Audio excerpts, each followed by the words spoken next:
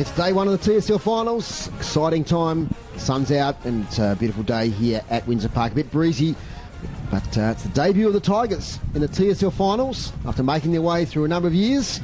From the bottom of the ladder, now into fifth place, and they're ready to take on the Blues here on their home ground at Windsor Park.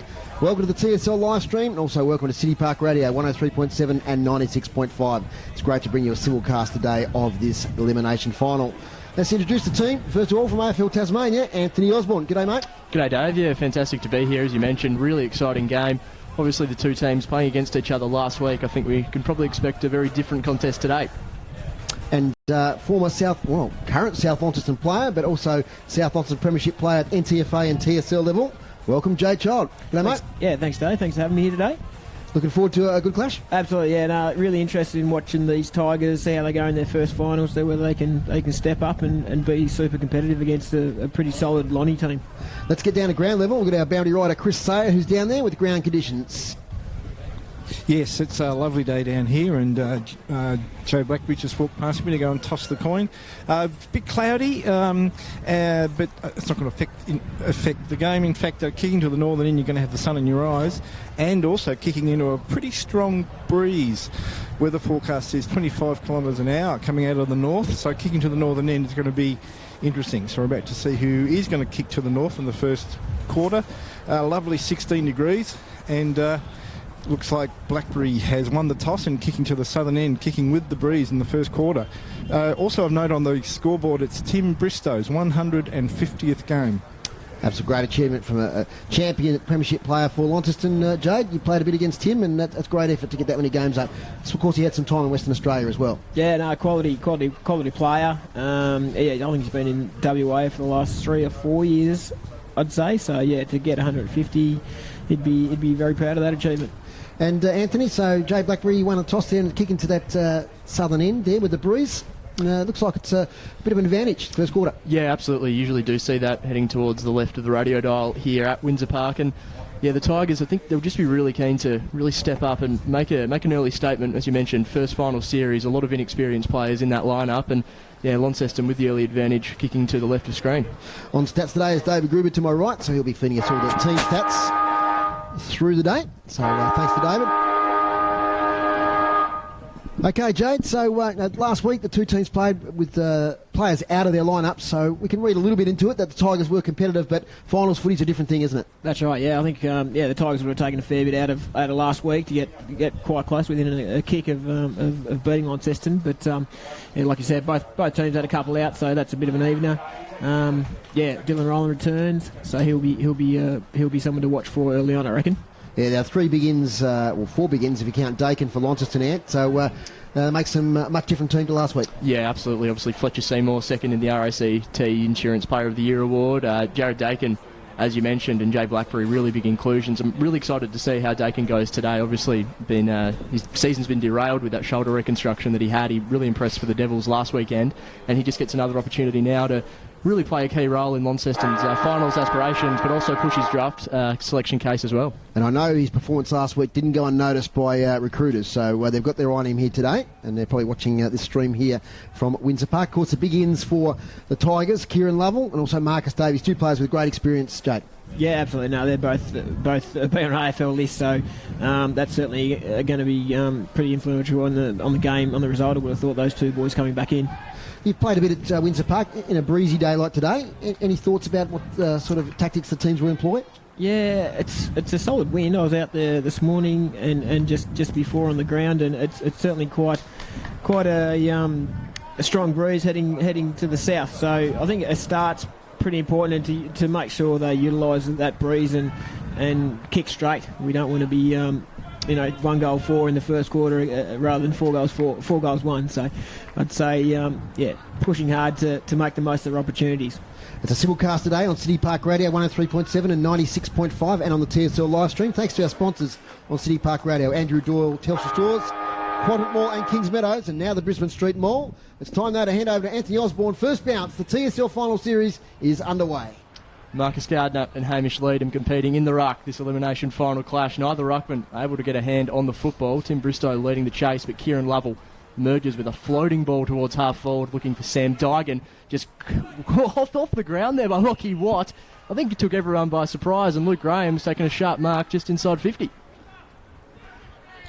Positive start for the Tigers. Yeah, good play. I reckon they've probably been instructed, just get it forward, especially going against the Breeze in this first quarter. Just get it forward, and that's exactly what that young man did, and now we've got a mark inside 50. So Luke Graham makes his approach now, going to kick from just outside 50, kicking into that Breeze, just going to hold up. Michael Paul is there for the Tigers. Ball dribbles towards the back. Jake Smith runs it over for a minor score. Tigers draw first blood in this elimination final clash at Windsor Park. So Jake Smith is the kicking out duties usually here for the Blues on Windsor Park. So good clearance there from Kieran Lovell. He's going to be influential today, there's no doubt about that. Long kick out by Smith, hand in the back there from right. Davey slips over, chisels out of the contest. Blackberry handball. Chance there for Griggs, who can't pick it up. Contested ball here at half forward for the Tigers. Player wrapped up there, nowhere to go. It'll be a ball up. Forgot to mention, Anthony, I think you're doing the goal kickers today. You've got that under control. Absolutely, I'll be all over that for you, Dave. Beautiful. No dramas. Ball up at half forward. Well done there by Gardner, or maybe not so well done. How does the umpire see this? There's a free kick off the play to Joby Harper. Infringement there by Ryan Matthews. To the premier on ballers in the TSL. Joby Harper kicks low up the wing, but only as far there as Marcus Gardner, the ruckman for the Tigers. Little handball off. Will Davies fumbles. Gets it on here towards Griggs. He can't pick it up. It's now taken by Lovell. Little handball misses the target. Dylan Riley spins into trouble. Might have been penalised. Rice does well. Hits a mile up in the air. Still inside the centre square. Not 15. Leadham thumps it away. Here's Matthews. Kicks inside 50. Tigers into attack. And Vandervelde takes the mark at half back. Yeah, big moment there for Vandervelde. Dishes the ball over to Jake Smith. Paul got the advantage of that matchup last weekend, kicking 5 goals. Be crucial once again today. Kick goes out wide. Jack Donnellan with plenty of space out on the outer wing. Stops and props. Little dinky kick looking for Dylan Riley. Just misses him. Lockie Godomski picks the ball up, takes a bounce. Outer side here of Windsor Park. Long handball over the top to young Alex Bessel. Dishes it back to Godomski. Good run. He's wrapped up by Tim Bristow, the milestone man, and the umpire agrees. Free kick going the way of the Blues. Godomski looking to take the game on, but ultimately Tim Bristow just did enough there. Should have talked about his inclusion, actually, Anthony, pre-game. Godomski, he's a big in also for the Tigers. Yeah, absolutely. Godomski and young Ollie Burrows-Cheng, couple of players with good Devils experience. Turnover to Ryan Matthews in the middle of Windsor Park. He's going forward looking for Mickey Paul. Oh, strong grab taken. The umpire agrees. Vandervelde did well. Mickey Paul just was able to hold on. He's going to kick from inside the centre square, just assessing his options at the moment. Elijah Reardon makes a move, but he's got Tyler Carter a bit deeper on. Ball again, holds up in the wind. His players just converge on the ball. Launceston trying to get a kick out of defensive 50, but there's plenty of bodies around this ball, and the umpire will take that ball up 40 metres from goal inside the Tigers' forward 50. That's a key matchup there, Vandervelde and Mickey Paul. Absolutely, yeah. Mickey Paul's taken a clunk early, so he'll be up and about. So from the ruck contest, oh, that's a high tackle, I reckon, on Gardner. Yep, right in front of the umpire. In fact, it's not Gardner, it's Tyler Carter there in the forward 50. Will take the free kick. Kicked a few last week, and he's even though he's kicking to the breeze, he's within scoring distance, you'd think. Man on the mark about 35 out, 45-degree angle. So kicking to the northern end. Tigers into the breeze. They've started well. Inside 50s, 3-0 so far the Tigers' way. So here's Tyler Carter. Chance for the first goal of the game on the left foot. Punches into the breeze. Off to the left, one behind. 2 behinds now the Tigers. Launceston yet to score. Jake Smith wastes no time. There's an easy target there in Harper. Marks inside the defensive 50. Finds a teammate now in Dakin. First possession. Steams off half back looking for Thorpe. Hits him lace up on the chest. Turns, wheels, goes towards Riley, who marks. He's going to play on. He's got a teammate there in right. If he can pick it up, he might kick a goal off the carpet. Oh, they've mucked it up, the Blues. That was a gilt-edged opportunity.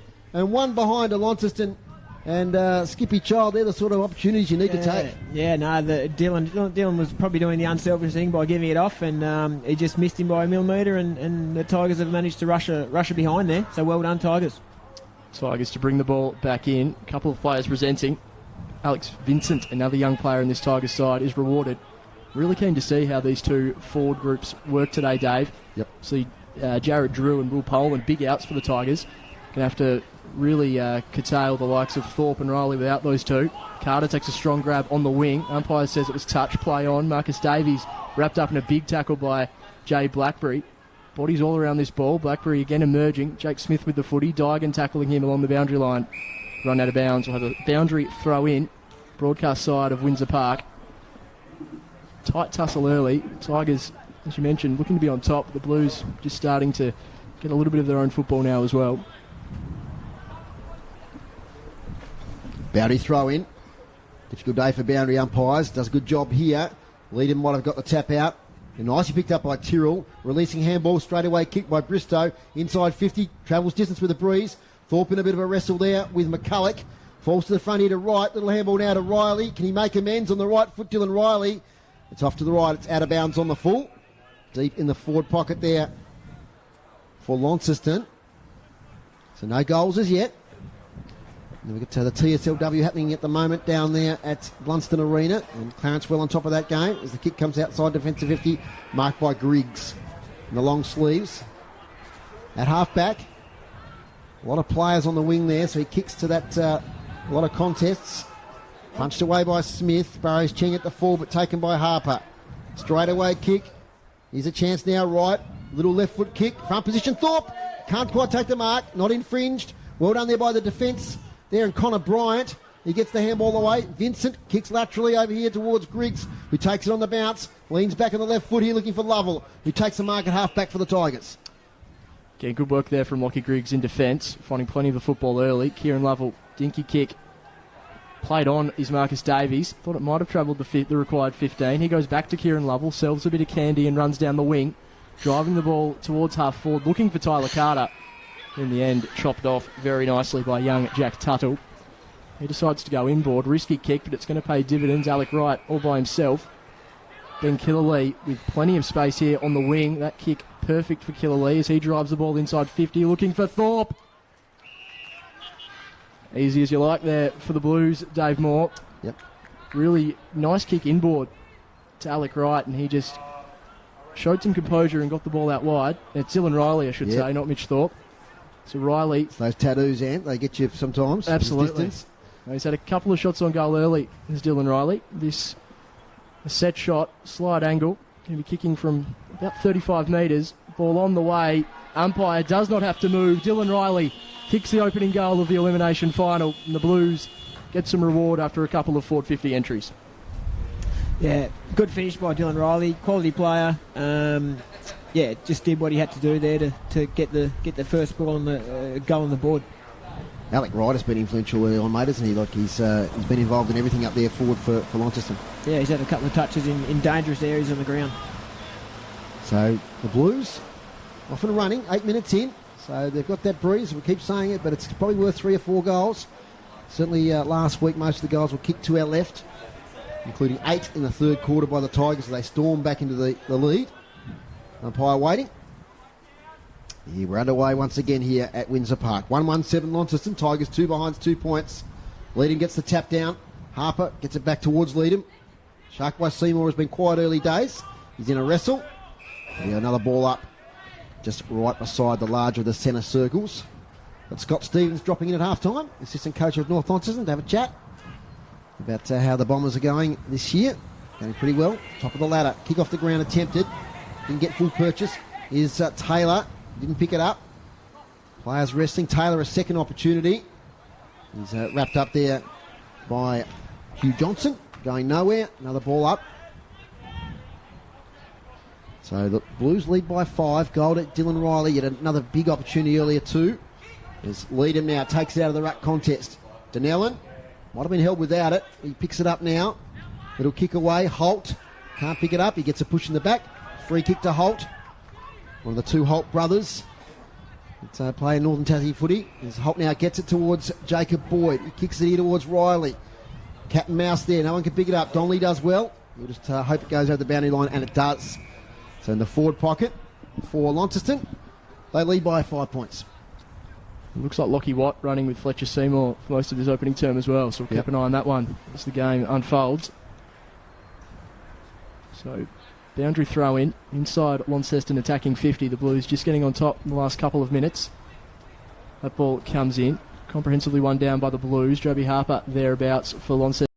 The Tigers wrap it up in a tackle there was young Lachlan Godomski, but will be another throw in. Spot inside attacking 50 for the Blues.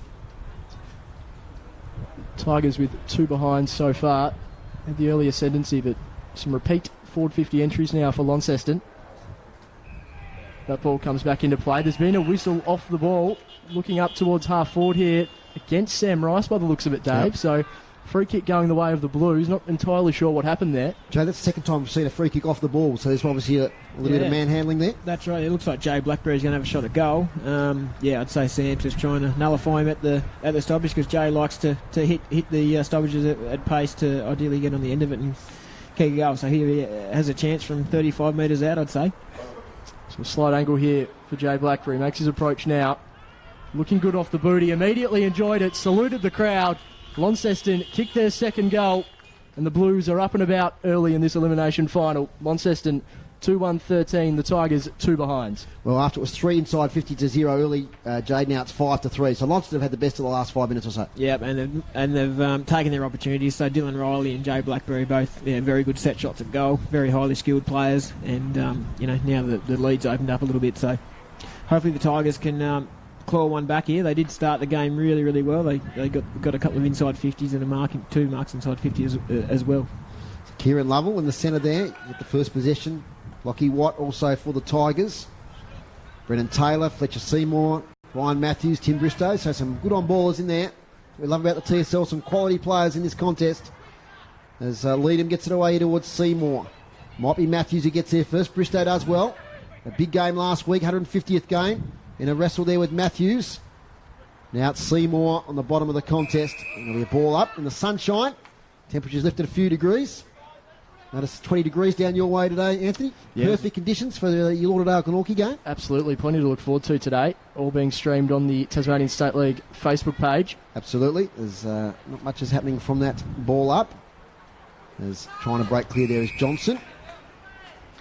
And we'll keep you up to date. They haven't started yet today, but we've got some NTFA and SFL scores about, so they'll all get underway about 2 o'clock. We'll try and keep you up to date with those. As a breaking clear nicely there was Sam Dygan, inside 50, beautiful kick. Almost a mark there towards Gardner. Now a high tackle there on Connor Bryant. So that'll be a free kick, probably right on the range here into the breeze. And there's a little bit of talk there from young Dakin. He needs to be careful, because you'd think this would be a tough shot from there. Yeah, it almost looked like Gardner actually tried to palm that to his teammate then. It looked like he was trying to be a little bit sneaky, and he did very, very well. So Connor Bryant, he's for our radio listeners, he's probably going to kick from about 45 by the time he delivers. He's gone back a long way. But this will be a handy goal into the breeze. A lot of players on the line here, ready for the spoil. It's going to be touch and go, you'd say. Connor Bryant does well, though. Does get the distance, but the accuracy's not there. It's off to the right. 3 behinds now to the Tigers. 2-1-13 to Launceston. Been playing 13 and a half minutes into the first quarter. Miller Hodge to bring the ball back in. Looking to play a key defensive role today is Miller Hodge as he drives the ball towards half back. Lockie Clifford had the sit for the Tigers. Ball just bounces out of the top to Brady Rees. Really well there was James Gillow getting the ball onto his left boot. Dylan Riley at half forward. He's got a couple of runners available. Drives the ball inboard. Well, he's held up. Tim Bristow running around. He's about 60 metres out from goal, driving the ball inside 50, looking for a target. Marcus Davies just slaps the ball along the ground and out of bounds. The Blues will appeal for deliberate. That's exactly what the umpire has determined. Might be a bit stiff there, Marcus Davies, but ultimately it was certainly his intention. Casey Brown will be having the set shot tucked right up against the pocket. Difficult spot to be kicking from there. We've seen him play a fair bit of forward in recent times, haven't we, Dave? He's sort of, Thorpe's used him in a completely different role this year to last year. And I think he's enjoyed it, playing good footy. State under-25 representative Casey Brown begins his approach, tucked into the pocket. Ball is on the way. Wow. Everyone's cheering from the pocket. That is a sensational shot. I thought it might have faded late, but Casey Brown has just weighted that kick to perfection.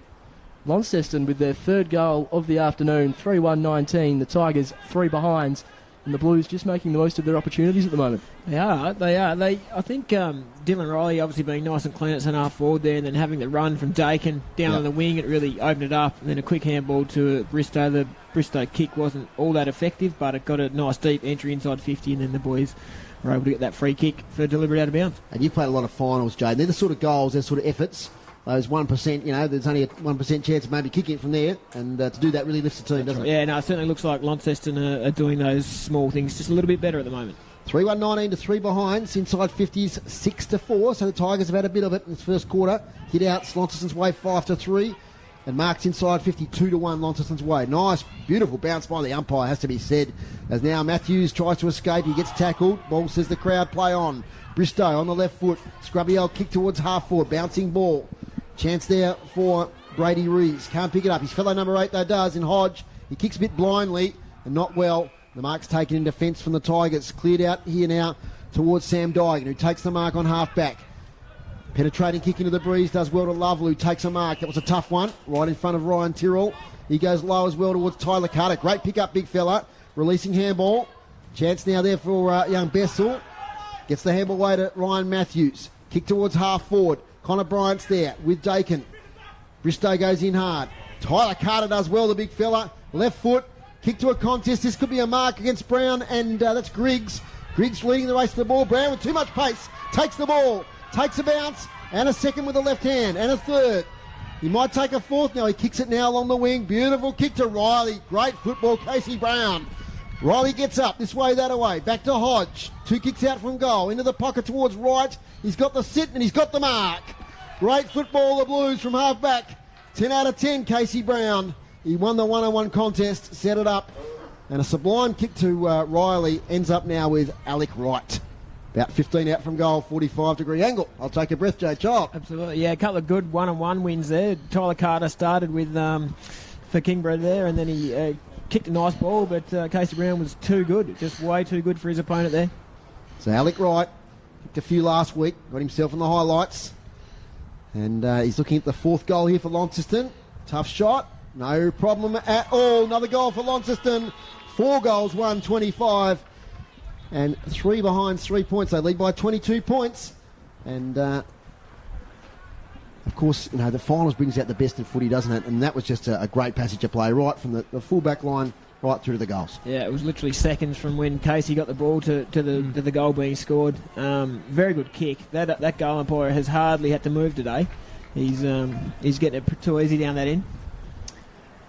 Oh, wow, electrifying stuff. It's 18 minutes gone, Ant, and the Blues, after a slow start, look like they're getting out to a handy lead. Absolutely making the most of that wind advantage so far. The Tigers desperate for a goal just to curb some of this momentum. The umpire bounces the ball in the middle.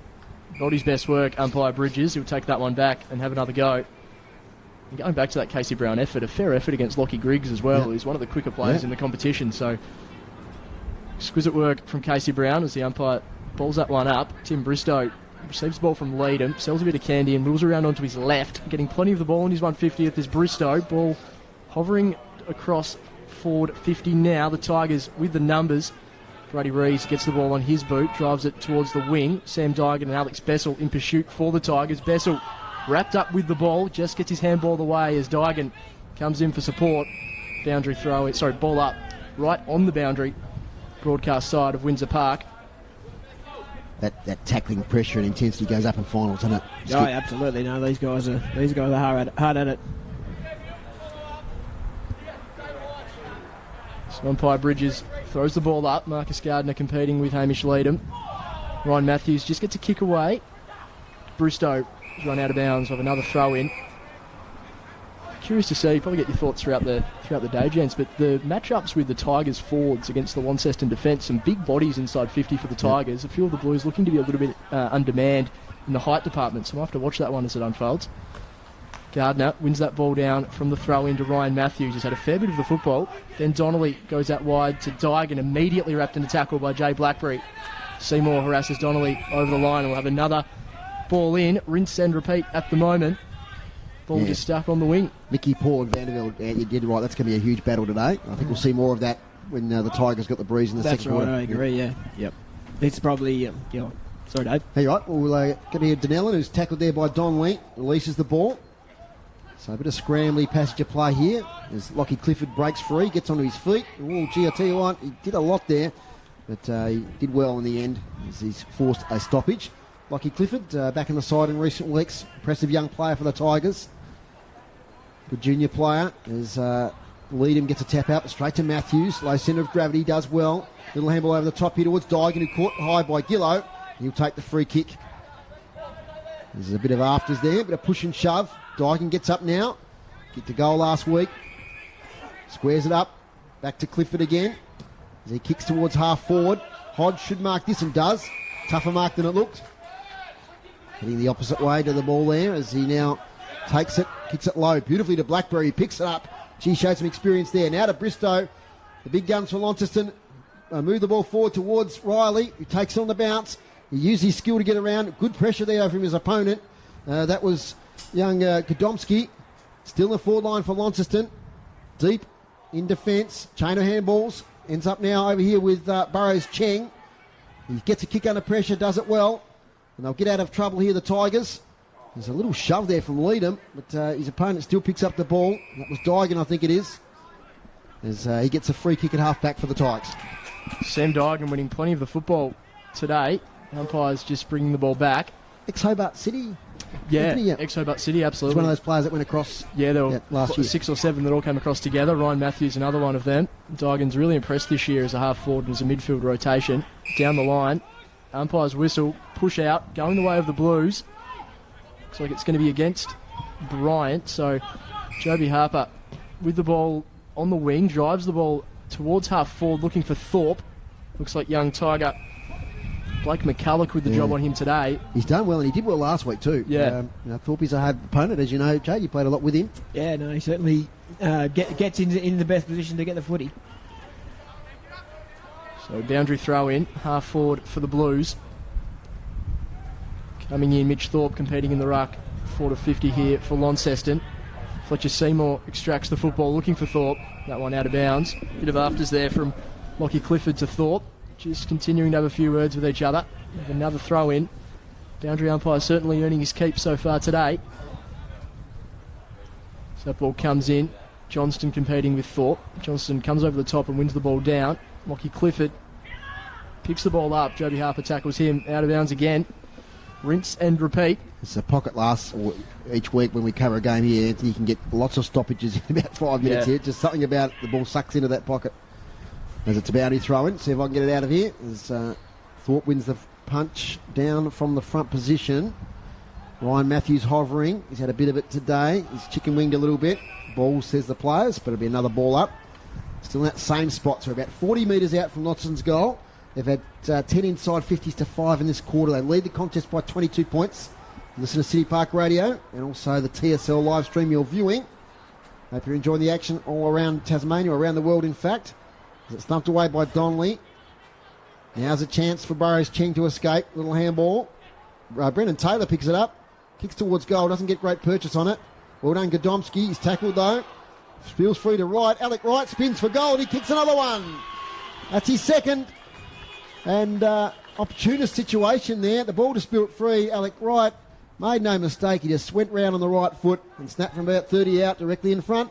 Another goal to the Blues, Jay Child. Yeah, he's a star, isn't he? He's kicked a couple of goals early. I think, the Lonnie boys will be wanting to enter the 50 from that side a bit more often. You can sort of see it's going to be easy to score. I think that's where most of the goals have been scored so far. So I'd say that's the attacking side when they're going inside 50. The chemistry of that Launceston forward line has changed through the year. It started with just Mitch Thorpe, and then Alec Wright came in. I think he played his first game at North Hobart about 5 or 6 rounds in, and then Dylan Riley's been added to the mix, and you can see now they really gel as a unit. Yeah, Dylan Riley's an absolute, he's a star. One of the best players in the state. One of the best players in the state. So quick on his feet. And so back in the middle, Hamish Leadham against Johnston. Just wins that ball down, does Leadham. Joby Harper potentially pushed in the back, I would have thought. The umpire agrees. Burrows Cheng coming in over the top. So Joby Harper, free kick just to the far side of the centre circle. A long kick inside 50, taking advantage of the breeze in the Thorpe direction. Brendan Taylor at ground level mops the ball up. Tigers trying to extract the football again. Plenty of bodies converge. The stoppage about 35 metres out from the Launceston goal. The Tigers cannot afford to concede another goal here. 5-1-31 to 3 behinds. Ball one down. Boot there from Bristow towards the goal square looking for Riley. Nervy times here for the Tigers. It's about 10 metres out from goal. You have another stoppage just outside the goal square. Again, that's just the little moments the Blues have been able to do today. Absolutely. Just surging the ball forward. So watch out for Riley around this stoppage, I reckon. He's the man that's going to be able to get on the end of it. Johnston wins the tap down. Looks like we'll have another stoppage, so might be this one for Dylan Riley. Yeah, here, we've Jay. got Harper down there, Dylan Riley, very dangerous. Jay Blackrose at the back there, very dangerous here, very dangerous. In the background, you can see the under-18 boys there for Launceston. They get their final tomorrow against Clarence. It's the boundary throw in. Goes high, a bit shallow, into the breeze there. Little kick off the ground by Rice, shark by Taylor, can't get a kick away. Hovering there is Riley. He can't pick it up. Good defence here from the Tigers. They're bottling it up. Burrows Cheng in there. Eventually a player comes out in Gillow who can't get a kick away. So it's a rolling maul. Fairly open game so far, but the last 3 or 4 minutes, been a lot of stoppages. In fact, we've got 16 hit-outs now to 9, so we've had a fair few stoppages here in this, especially this latter part of this first quarter. Not too long to go. We have 26 minutes. The Blues lead by 28 points. Thorpe takes it, tries to fashion a shot. Doesn't get it very far. Bouncing ball. Tackled there is Rees. And there'll be another ball up. It's not a dangerous spot. There's a lot of players around the contest. This is where the Tigers and this is where coaches don't like to concede a goal. And these sort of stoppages inside 50. As the ball's bouncing free. Taken now by Wright. He breaks a tackle, but he might be penalised here onto a long time. Umpire says no prior. Yeah, we're back into that pocket. Yep. Umpire clears the area. Johnson up against Thorpe.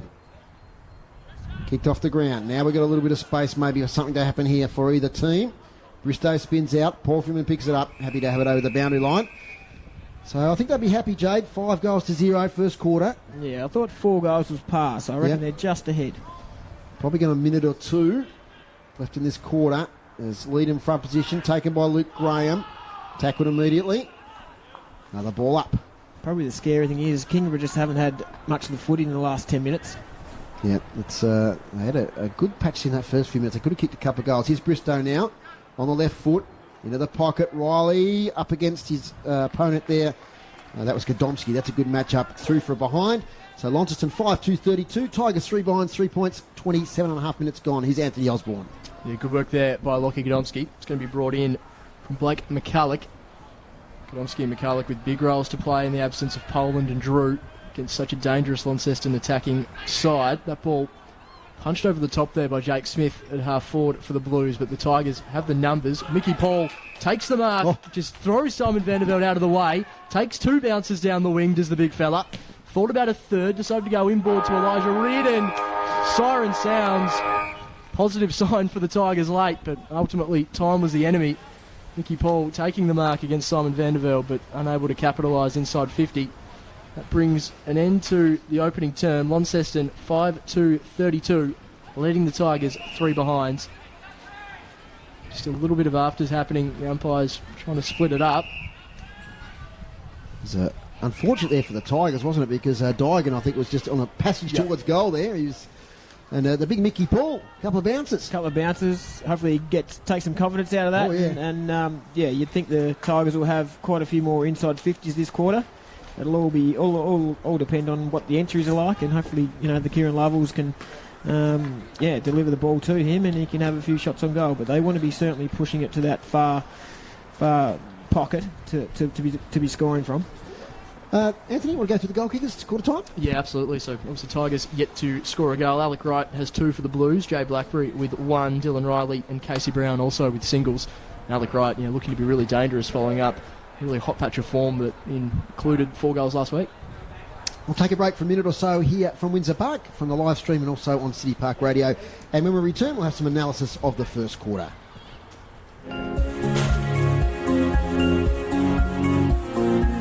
Hi, I'm Daniel Johnson, And I have some great news for small business in northern Tasmania. You can now find a business specialist at Telstra Stores Quadrant in Kings Meadows.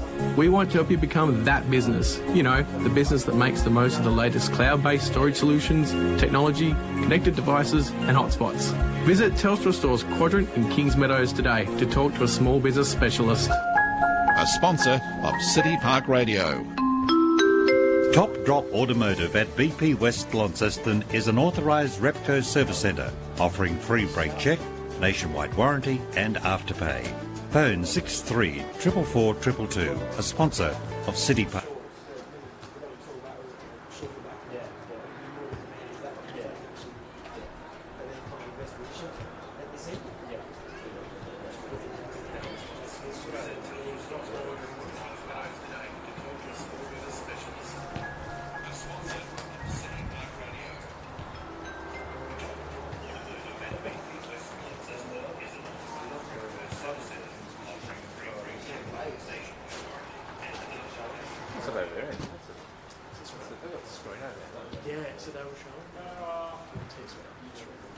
Welcome back to Windsor Park, and welcome back to the live stream as well.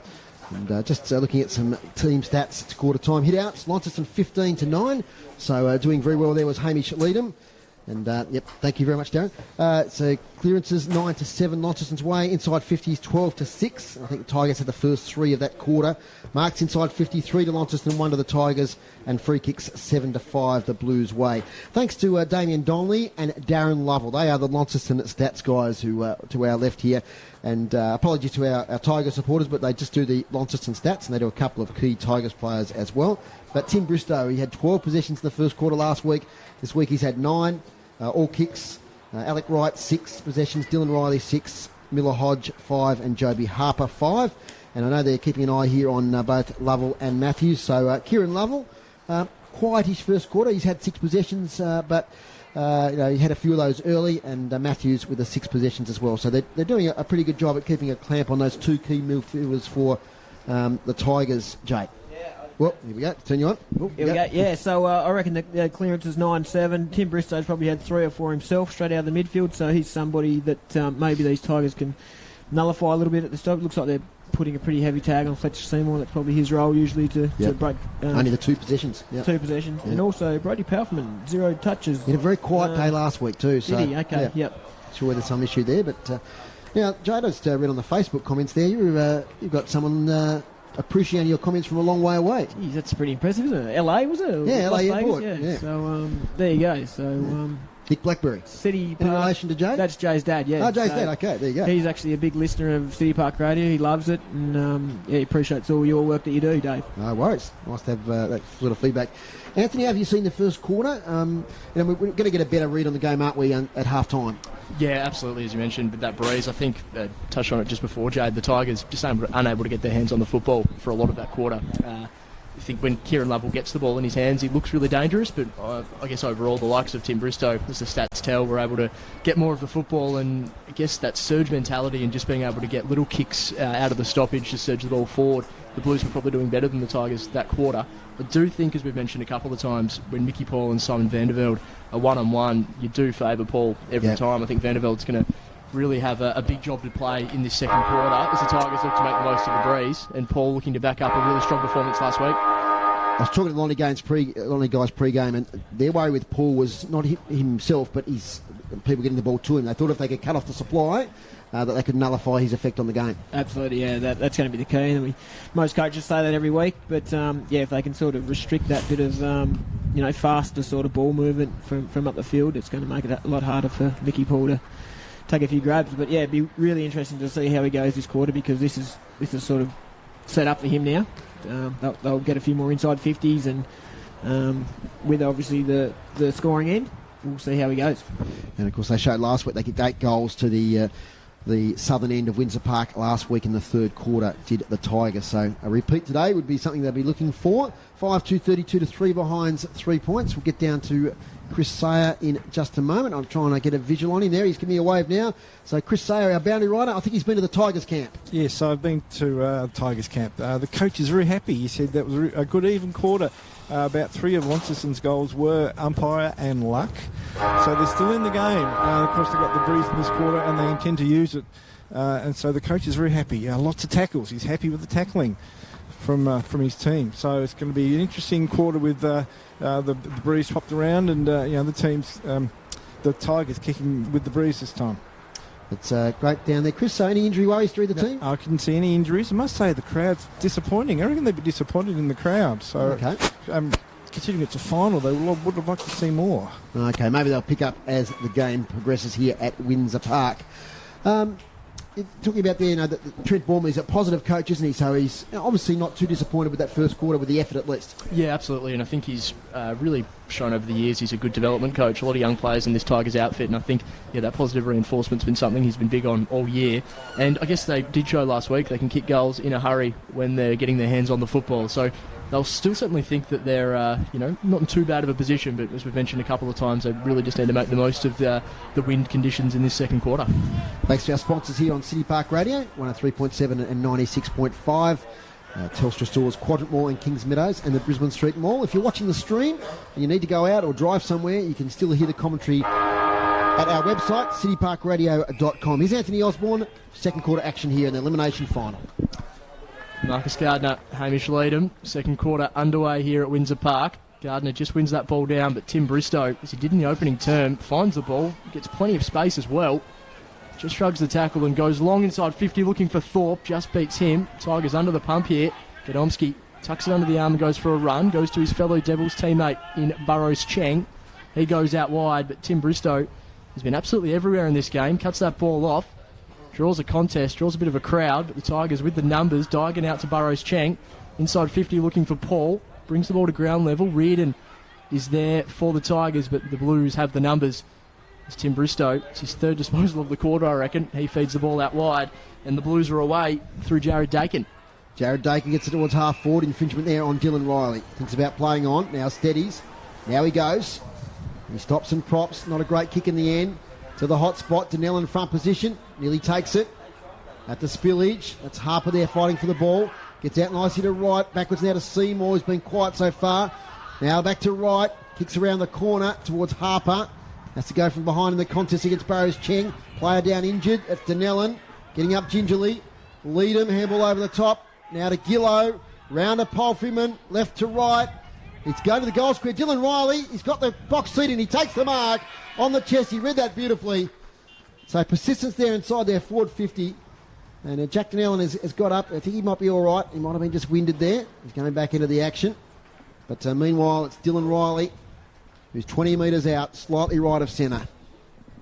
And a chance to get a valuable goal into the breeze. A lot of forward-line pressure there, Jade, wasn't there? There was, but how does Dylan Riley get by himself 15 metres out from goal? I think Kingborough need to be a lot more accountable for a quality player like that. Dylan Riley, low kick, nice kick, punchy into the breeze, no problem. That's the sixth goal for the Blues, 6-2-38, leading the Tigers now 3 behinds, 3 points. And that's 2 goals, I think, Ant, for Dylan Riley. Yeah, absolutely. Joins Alec Wright on 2 goals. And, as you mentioned, just found space where he probably shouldn't have. Read the ball better in the air and made no mistake. Caught you mid-social media there, sorry, mate. So no dramas at all, Dave. All good, mate. All sorted. Multitasking today is Anthony Osborne. AFL Tassie. So great to have him here with us on the City Park Radio team. And as the sun shines, it's a beautiful sight. We love September. And the footy is heating up. Don't forget, we've got Lauderdale and Glenorchy coming up pretty soon. Over to you, Anthony. So back in the middle, the Blues drawing first blood in the second quarter. Gardner slaps that ball down looking for Lovell. Ollie Burrows Cheng ends up extracting the football, goes back to Lovell, just dances around 3 or 4 players. Still dancing is Kieran Lovell as he drives the ball towards half forward. Couple of targets there in Tyler Carter. Sam Digan getting another disposal, roving the ball well to Lockie Griggs. Hacks the ball on his left boot.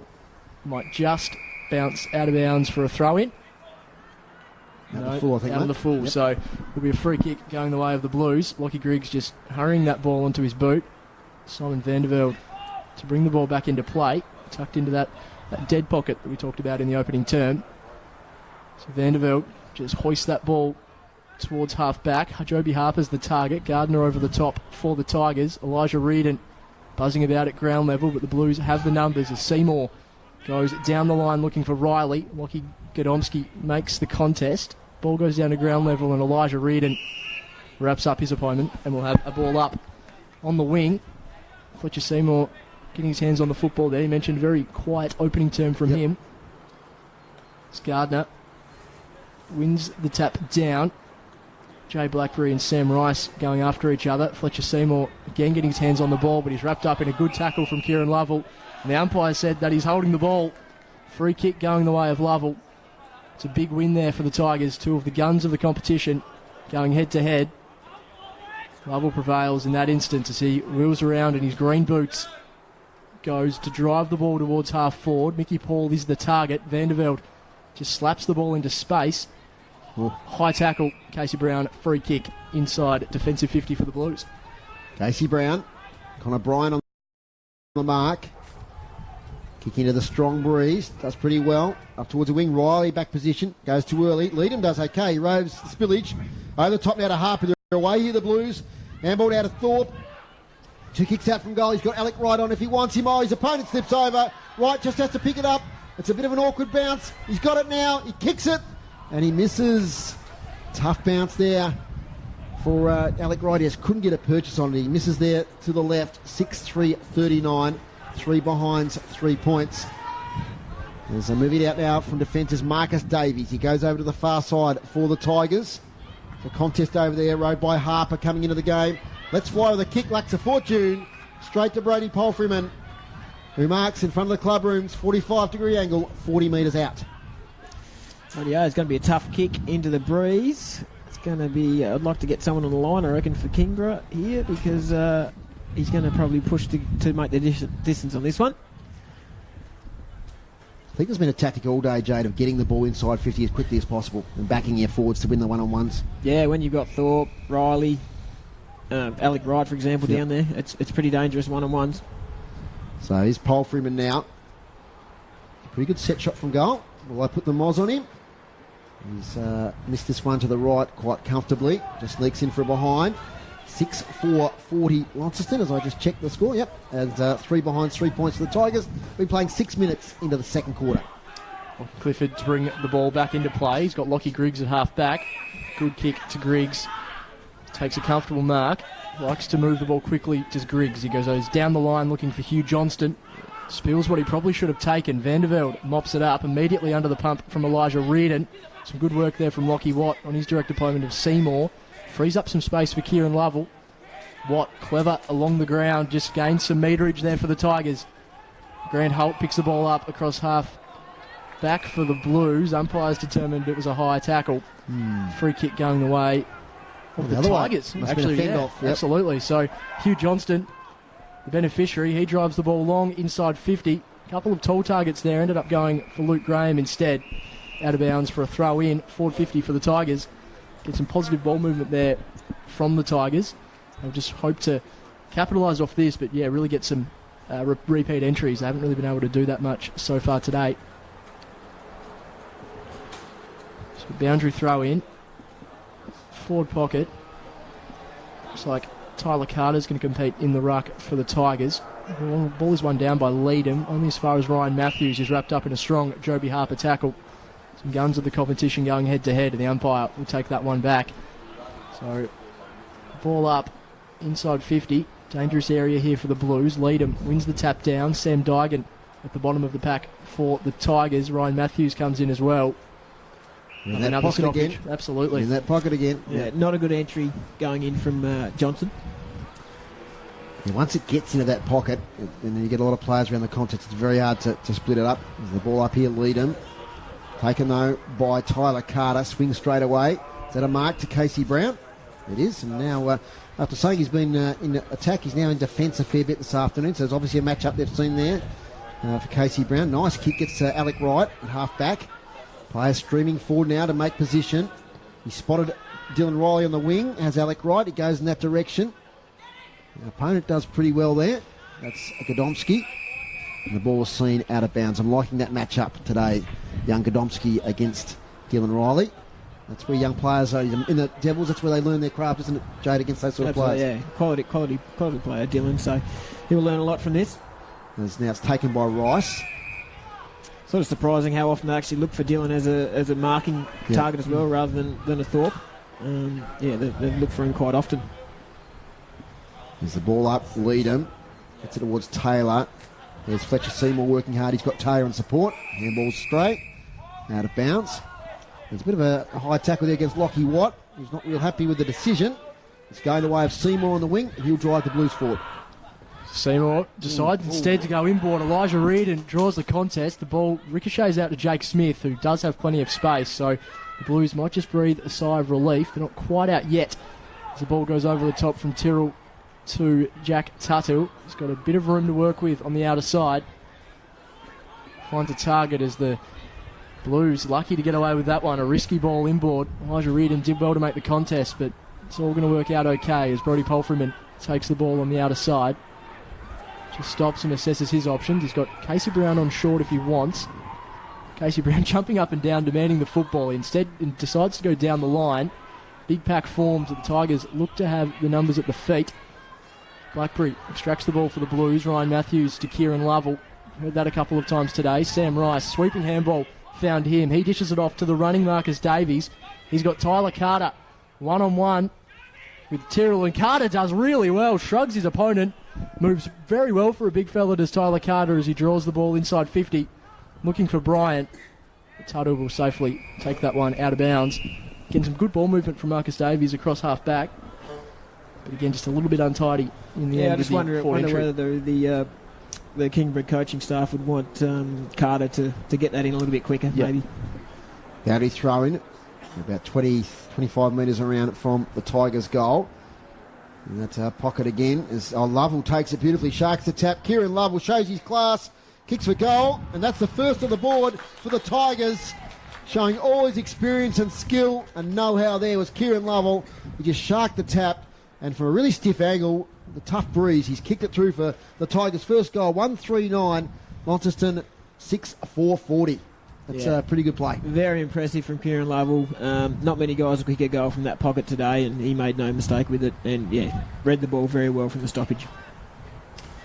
Well, that's the sort of lift they need, the Tigers. They're still well in the game. We're only 11 minutes into this second quarter, and we saw last week they can pile on a lot in a hurry. Yeah, absolutely. Mentioned a few times the options they have at 4-50, and if you can get goals out of your midfielders like Kieran Lovell, it's going to be a huge boost for them. Really classy finish from him. Come back into the middle. Tigers, can they get a bit of a run on? 139 to the Blues, 6-4-40. Johnston and Leadham to compete. Leadham wins that tap down. Lovell is there for the Tigers, but the Blues also have numbers at the contest.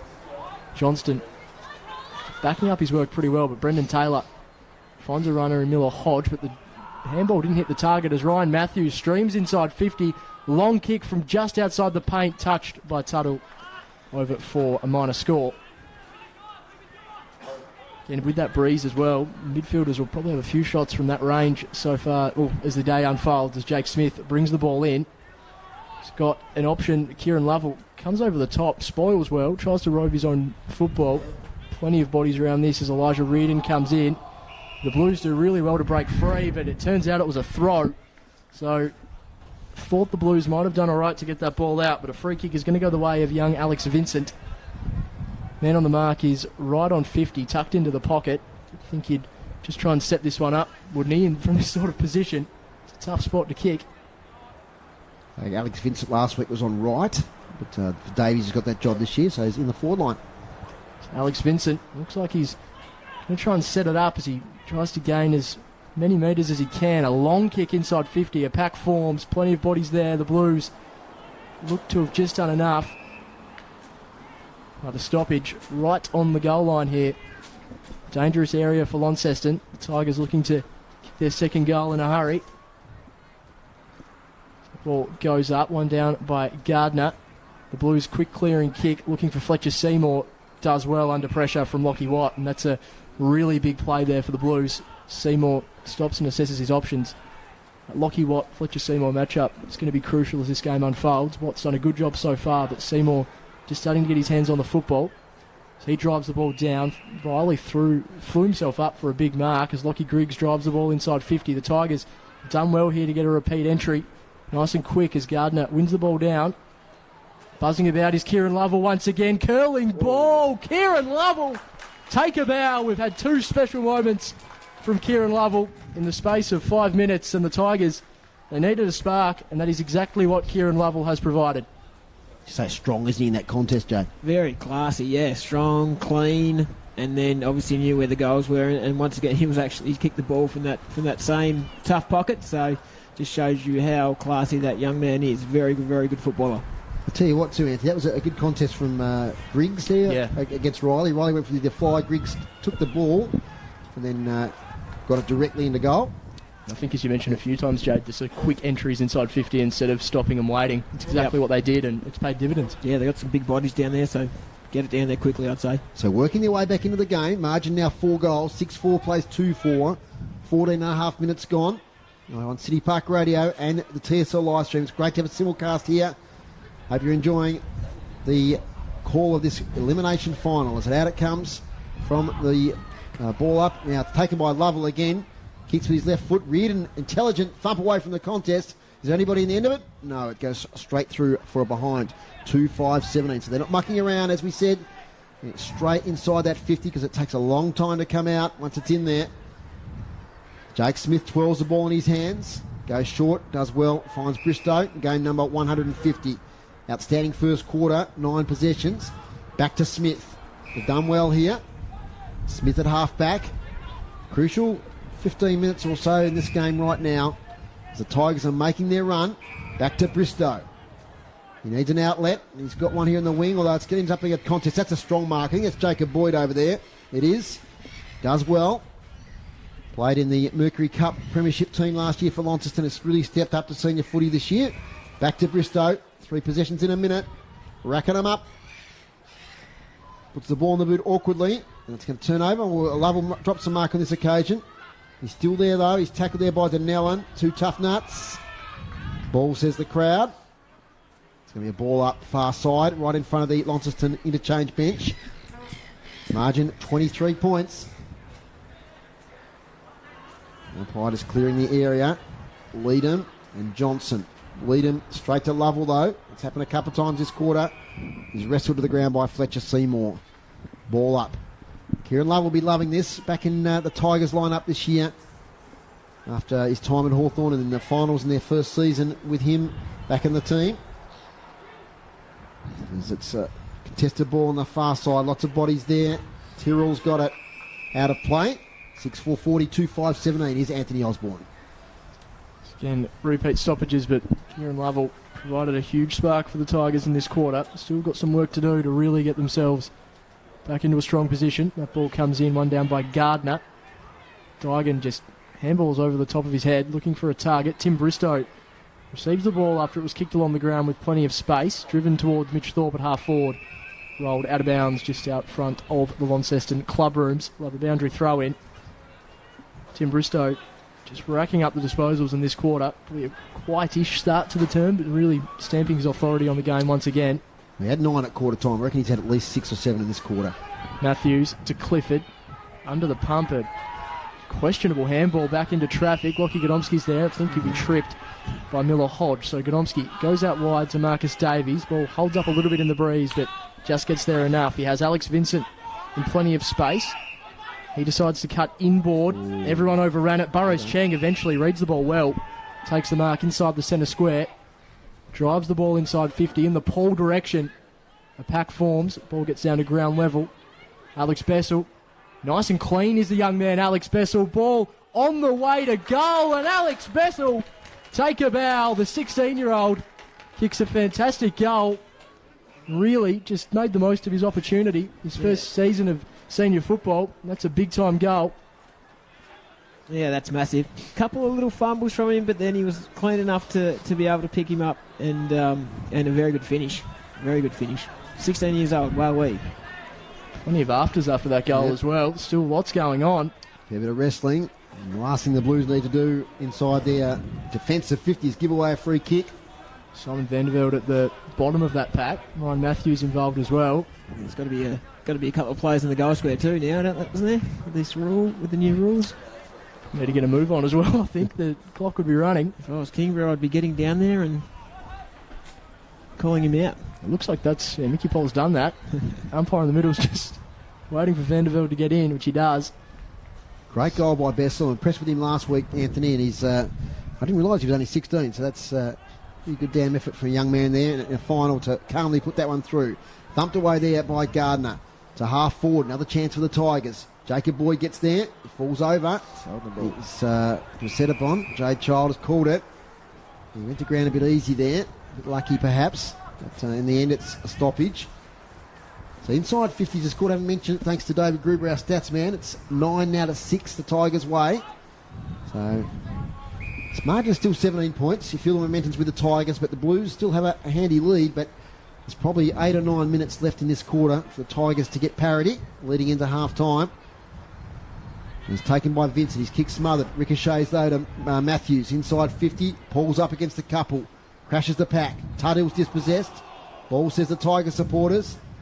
Still a contest down there. Wrestling free is Carter. He's got his Guernsey ripped right down the middle. Holding the ball. Well, Casey Brown needs to be careful there. And he's going to dash off. What's going to happen here? Is it 50? Yeah, 50 metres. Yep, 50 metres. So Tyler Carter will need another jumper. As handball over now top to Boyd.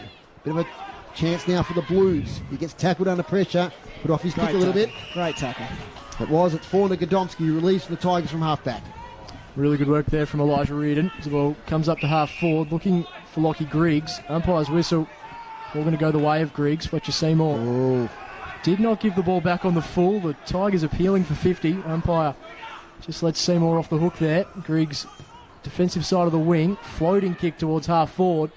Reading the ball best was Casey Brown, but just touched the ground before he got his hands to it. So the ball up, just on the edge of the centre square, half forward for the Tigers.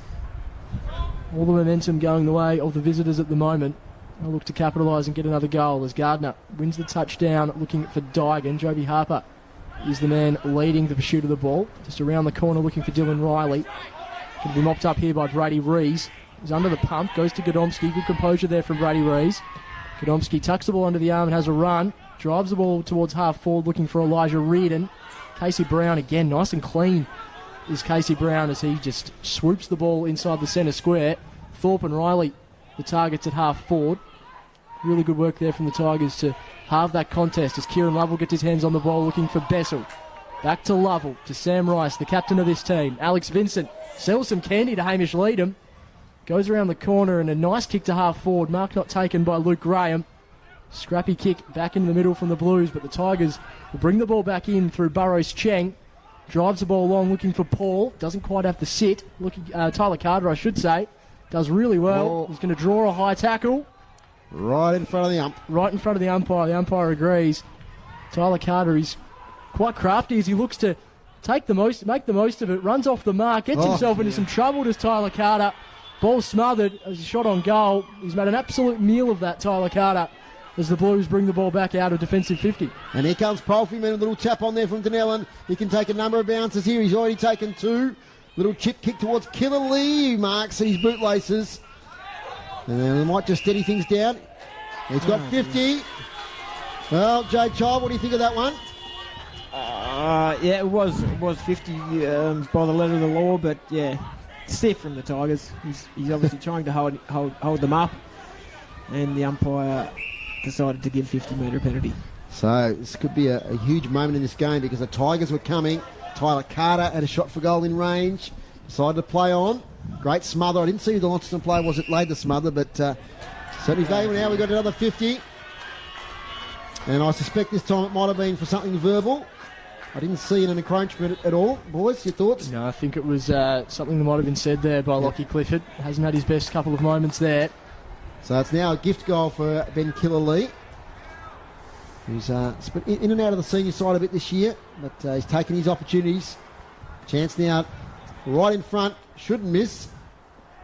Young Ben Killerlee kicks the goal for Launceston, and that's their 7th. 7-4-46, 3-5-23, and you can only describe that one, Jade Child, as a steadier. for the Blues. It was, but yeah, poor from Kingborough. They can't afford that. They cannot afford that today. Not in the final. 250s in a row. Certain goal for Launceston. Yeah, not good enough at all. Wow, it's an interesting passage of play, Anthony Osborne. When Absolutely. Tyler Carter, I mean, he tried to get the jump there and he got himself clear for a shot, and then he just had the extra attempt to get around his opponent and kicked it, and got it smothered. Yeah, for a big forward, he does move well, and he often has a knack for getting those mercurial goals. Yeah. I think he just really needed to just nail the fundamentals there and have a set shot. Sold himself into some trouble. That's a disappointing result for the Tigers as we're back into the middle. Hamish Leadham against Johnston. Well, not really one down by either ruckman as Ryan Matthews is in pursuit. Good tackle by Tim Bristow. Umpire says he had prior. What do you think about that, Jade? Nah, poor umpiring. 40 was really just set upon as soon as he got the ball there, Ryan Matthews. A bit stiff as Bristow inside the centre square. Drives the ball that wide, looking for Dunellen. Vincent has the scent. He's been pretty good today, Alex Vincent. Getting a bit of the ball in this quarter. So he goes down the line looking for Davies. Showing his experience. He's got Ryan Matthews on as a runner, but decides to go inside 50 looking for Paul. Ball just held up a little bit in the breeze as the Blues repel out of defensive 50. Inside the centre circle here is Hugh Johnston. He's wrapped up in a tackle by Joby Harper. We'll have the ball up. Half forward for the Blues. And a couple minutes to go in this quarter, and the Tigers 23 points down. I'd love one or two quick ones now leading into half time as Bristow's tackled. And there'll be another ball up. We're just slightly the attacking side of the circles. We'll be joined at half time by Scott Stevens, assistant coach of North Launceston, former Launceston player, also Devils captain back in the day. So interesting to talk to Scotty there at half time. There'll be another stoppage. 7 goals to 3. So let's see, in this quarter it's been 2 goals to Launceston, 3 goals to the Tigers. So quite a valuable goal there to the Blues into the breeze just a moment ago. Davies swings a kick towards half forward. Over the head of Burrows Cheng, over the head of lots of players. Tuthill takes it calmly. He kicks it out here towards Killee, who should take the mark on his chest. He does. Defensive side of the wing. He turns, chisels a little kick now to Blackberry. It's been fairly quiet today. So I thought he might have played more up forward today, but he's been playing a bit of a wing role. Jay Blackberry. Kick holds up in the breeze. Harper, though, plunks it nicely. 2 kicks out from goal. Turns straight away. Look for his good mate, Mitch Thorpe, who takes the mark. This will be a tough shot with this breeze. He's looking sideways, but now he looks back at the goals. He's going to settle for a shot. We've got a great view of this on the stream. Right behind it on the balcony here of the Windsor Park Function Centre. In the sunshine. So Mitch Thorpe hasn't kicked one today yet. No. Like that? No. Gets So kicking up. quiet today. But he's got an opportunity here at the 26.5 minute mark. Let's see if he can make the distance. It'll be a mighty kick. This breeze is quite blustery. You probably see the flags in the background in a moment. Now he goes sideways, spots a player, Blackberry, but he overcooks the kick. Reardon does well. Kicks it out of mid-air. Comes back towards the centre of the ground. Dakin nearly takes the mark. Well, goes in hard, does Reardon, but Dakin takes it calmly. Kicks towards full forward. Riley goes too early. Still a chance, though. Harper's got it. Tackled. And he's going to be penalised for holding the ball. And the Tigers will relieve in the back line. Couple of good moments there from Elijah Reardon. Marcus Davies was going to take that ball off. Godomski dishes a risky handball to Clifford. Drives the ball to Elijah Reardon. Unable to complete the mark. Alex Vincent's there for support. Does well to get a handball over the top to Ryan Matthews. 2 quarters in a row with the Tigers drawing inside 50 as the siren sounds. That brings an end to the opening half of this elimination final clash at Windsor Park. The Blues 7-4-46 leading the Tigers 3-5-23. Tigers had their moments in that quarter, but still face a 23-point deficit heading into the second half.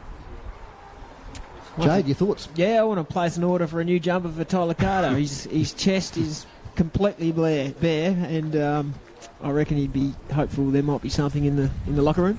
How have you seen the first half? Lonnie have been impressive. They've managed to kick a couple of goals against, or 2 goals. 2 goals against the wind. One from a 2 50-metre penalties, which will disappoint the coaching staff at the Tigers. But the Tigers showed a little bit then. They showed a little bit.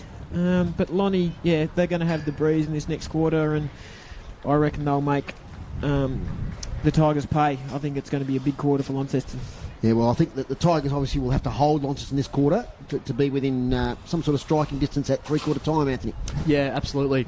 Saw in that second quarter, Tigers had 2 goals in a real hurry from Kieran Lovell, 1 goal from Alex Bessel as well, but yeah, again, those entries inside 50, often not to the advantage of the likes of Mickey Paul and Tyler Carter.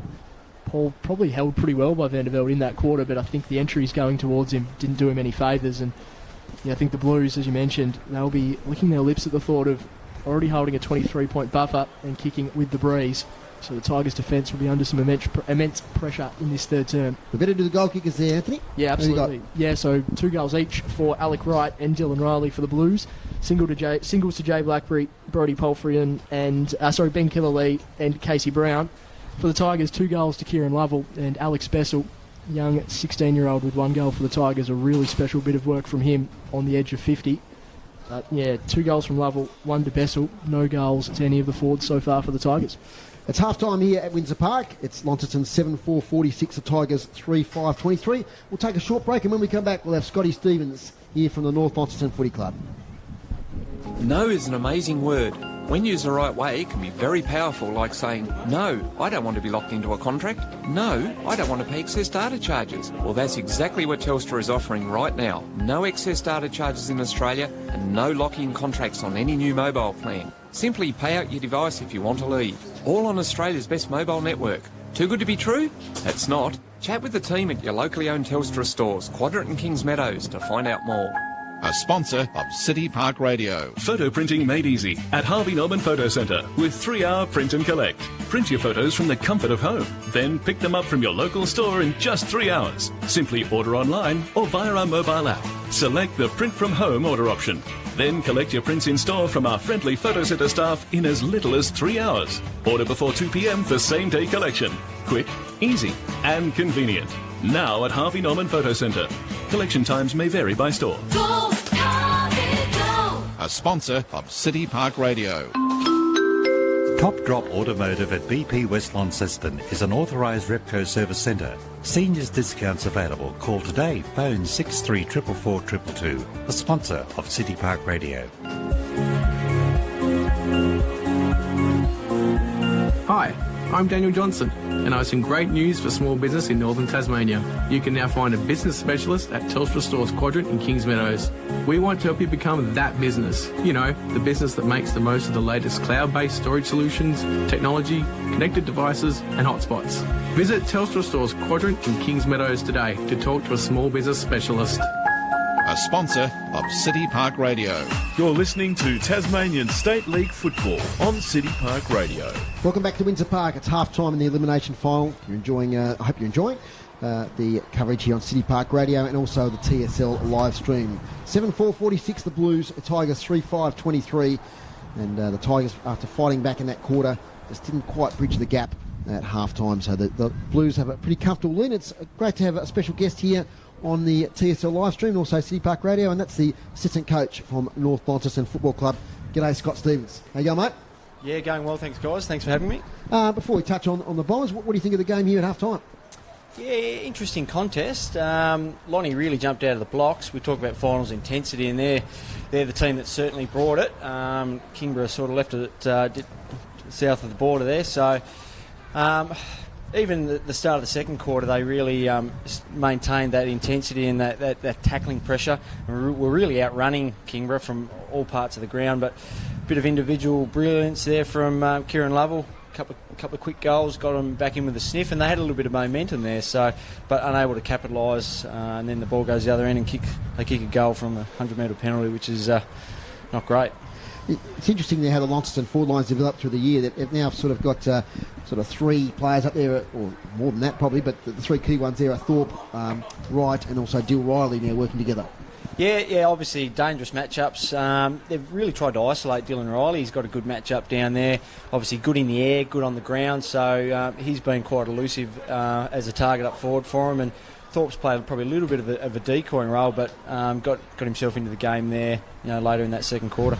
And the old evergreen, 150th game, Timmy Bristow, keeps on keeping on. Yeah, it's great to see him obviously performing well. Only a half done, but I think he's got 16 touches or something to half time, and it's really his running power and Launceston's running power that's the difference between the game at the moment. They're really covering the ground, as where Kingborough aren't.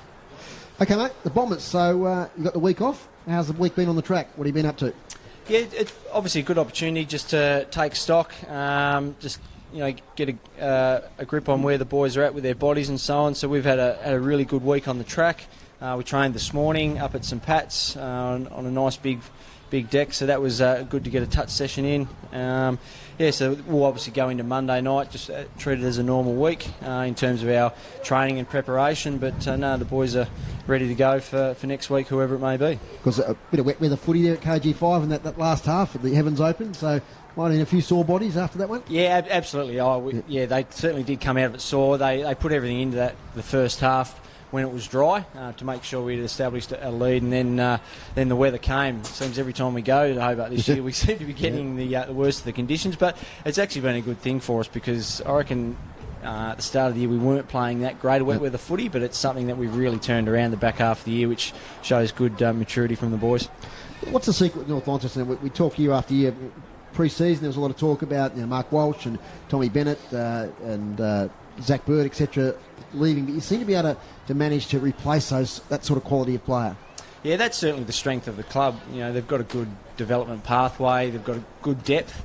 Yep. And obviously, we did lose some guys at the end of last year, but we've really focused on the boys that are there and making sure we put the time into them to ensure that when they do come up to the senior team, that they're living the values that we want them to live and playing with the standards that we want as well. I'll hand over to the boys here for any other questions. What do you got for Skippy? Yeah, mate. What's a week? What's the normal training week look like for you guys this time of the year? Yeah, so it stays pretty similar all throughout the year. So Monday nights, obviously, we do a bit of review, line meetings, and recovery. So which is usually a bit of a running block and some touch work. Nothing too strenuous, but just get the body back moving again with a bit of touch. Wednesday night's our main session, obviously, where we get what we're trying to achieve out of the upcoming week into the boys with patterns of play and the styles that we want to play. Every ground's different, so we've got to try and implement what we want throughout the training session. And then Thursdays is just your normal touch session.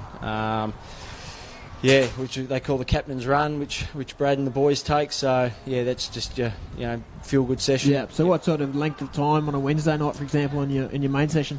Look, our sessions are pretty... They're not too long, to be honest. Look, we kick off pretty early. The boys are pretty well drilled with their pre-training stuff, so that kicks off at 5 o'clock. Obviously, some guys are working, so whenever they can get there, the earlier they can get into it. But we kick off at 5:30, and we're probably done by 6:30, so it's usually only 60 to 70 minutes per session. Thursday nights are a little bit shorter, probably more the 40 to 45 minutes, but we make sure it flows. We've got to make sure training flows, so the boys stay engaged and we get what we need to get out of it. Yeah. I'm really curious with the forward setup you've got at the moment with the Northern Bombers. Obviously, Jackson Callow having a couple of games under his belt. Billy Edmonds really getting into his own form, but McCulloch as well.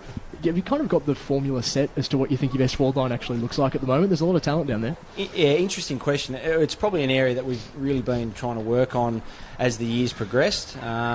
We didn't have Bart for the first half a dozen rounds, and then we didn't have Billy Edmonds either, so it was a pick-up come May, I think we got him, and it took him probably a month of training to get up to the fitness level we required, and ever since he's come on board, he's been a revelation. He's really been that link that we've been missing. You throw Tom Donnelly in that mix as well, who started the year down back and has been playing as a third tall. So, and Jackson, like we talked about, obviously a super talent, but we haven't seen too much of him. It was great for him to get out there in Invermay Park a couple of weeks ago and play with the boys.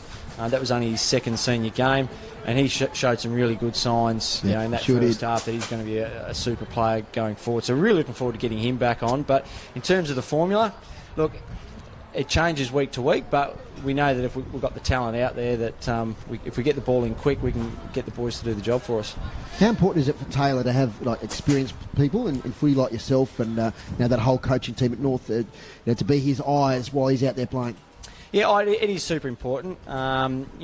He's very well structured and very well drilled with his week setup. Obviously, being a teacher, he's pretty well organised. So, he does a lot of the midweek stuff, allows us to work with our lines. But the key to being a good captain or playing coach is actually playing well on game day. So he does leave a lot of the structural stuff to the assistant coaches on game day, and obviously we catch up with him during the breaks there, and we chew the fat on what we need to work on or what's not working. Yep. So that's how we work the balance.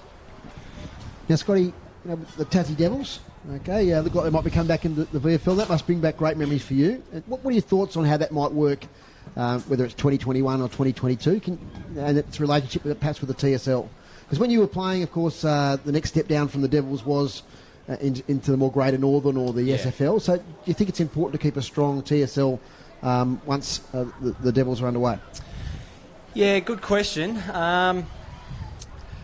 I think for local footy, yeah, absolutely. I don't really see if they take away the state league where your North Launcestons and Launcestons are going to go. Yep. I mean, you look where South, when they would drop back to the NTFA, they were dominant there for that 4 or 5 year period.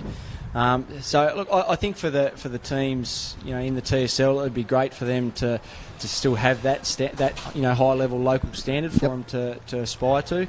The Devils was fantastic back in the early 2000s when I was playing. It really gave the elite guys in Tassie that high level to aspire to, and it kept us in the state, which was great. So that still give you some of your best footy memories, those big games with the Devils? Oh, absolutely, yeah.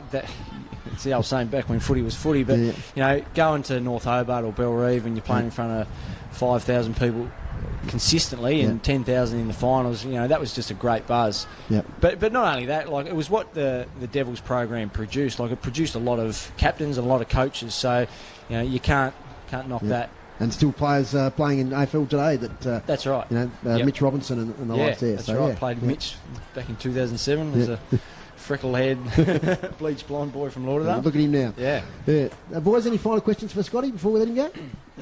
Just on a personal level, mate, after you've finished playing footy, what sort of stuff are you doing now to keep yourself fit and healthy? Yeah, I didn't really miss the playing side of things too much. You miss the game day stuff, which you can never get that back. But nowadays it's just chasing my 3 kids around and one here, took up bike riding, which is a bit of fun. It's quite social, quite competitive, so that's kind of takes up a lot of my time now. And that's my fitness regime. Yeah. Well, mate, thanks for joining us here on City Park Radio. It's been a pleasure to have you, and best of luck with the Bombers. We'll see them here next Sunday, of course, and in a massive final. And all the best for the final series, and see how the Bombers go. Thanks very much, boys. Good luck with the call. Thank you. That's Scotty Stevens here on City Park Radio, joining us at half-time. We'll take another short break. When we come back, we'll set the scene for the second half here at Windsor Park. Are you considering aged care options but not sure where to start? Masonic Care Tasmania is here to help. Awarded Tasmanian Aged Care Provider in 2018, Masonic Care Tasmania has 2 homes in Launceston designed to meet your needs. Contact our friendly team on 6345 7121 to discuss how we can help you to live the life you choose. Masonic Care Tasmania, a sponsor of City Park Radio. Ever wanted to let the presenter know how much you're enjoying the program? Or perhaps you have some information to tell us? Or just want to let us know where you are listening? It's so easy to stay in touch. City Park Radio now has a text line straight to the studio. Just text your message to 0438 187686. Your message can be as long as you want or short and succinct. Of course, you can still call us on the telephone, but now you can also text a message to 0438 187686. It's just another way to be in touch with your community station. That's the text line for City Park Radio. You're listening to Tasmanian State League Football on City Park Radio. Now back with the team here, Dave Moore, Jade Child, Anthony Osborne, Dave Gruber and Chris Sayer. We'll get down to him in just a moment, but just have a quick look at... In fact, we'll get down to Chris now because I see he's in position there, and we'll have a look at some of the stats in just a moment. But Chris, what do you got from us at ground level? I've been into the Launceston rooms, and as Thorpe usually does, takes his team behind closed doors to have their chat. Interesting to note the team came out, but the coaching panel of Thorpe, Blackberry and Bristow stayed behind, and they were in there for quite a long time, so they're still hatching plans. I noticed they called Fletcher Seymour in for a little bit of a chat, so whether he's got a role to play this quarter, we'll see. Coach is very happy where the game sits now, and kicking with the wind in this third quarter. I think Launceston are looking ahead to a very good final series. Yes, well, this will be the crucial quarter. If the Tigers can hold them, you never know. And mate, any injury worries you could see? I couldn't see any injury worries at all. They're all fully fit. Crowd has picked up a bit, so there's a bit of a few people outside the Launceston change rooms there. So the crowd is pretty good, but I think they would have liked to see a few more. Okay, so it was a bit of a crowd now outside the bar area here at Windsor Park. Got to say, this ground is fantastic. You know, I think about York Park being out of action. They could play games here. It's just a pity there's just no grandstands, people to sit. So it's still a car ground. It's a bit of a shame because the surface is fantastic here. Fantastic, Chris. We'll talk to you again at three-quarter time. Okay.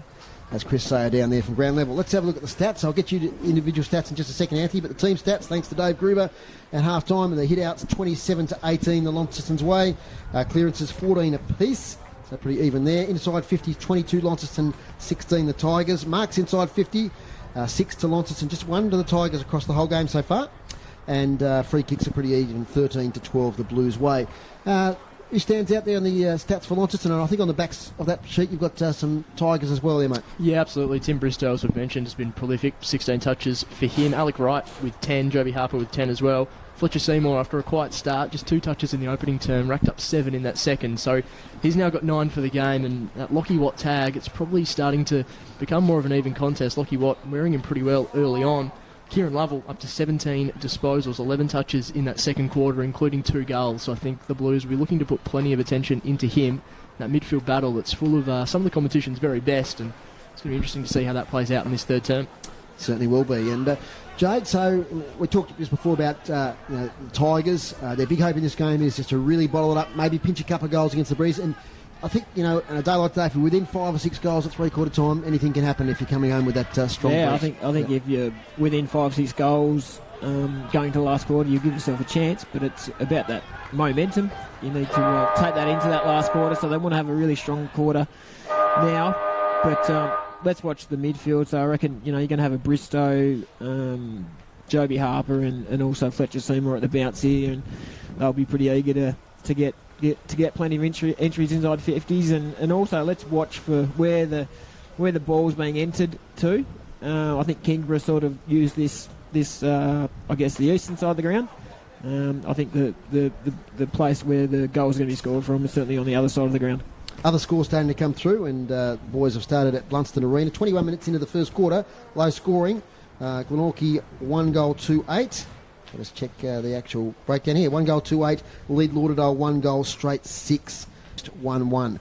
So we'll try and get some of those scores as the day progresses. Of course, those games will finish after we have finished, but we'll try and get you the scores up to date if we can. Big Barry Hall didn't line up for Signet today, Anthony. I think he's a laid out. Yeah, there are a few rumours during the week that he might have been injured. The talk was that he'd still be able to get up, but it's been a huge boost for Signet towards the back end of the year, and it was a quality interview that Tubes Taylor did, Dave Moore, last week with Barry Hall after the game. But great for Signet to have Barry this year, and as you mentioned today, not taking to the field, but he's certainly given them a big boost towards the back end of this season. Well, he's 42 years of age.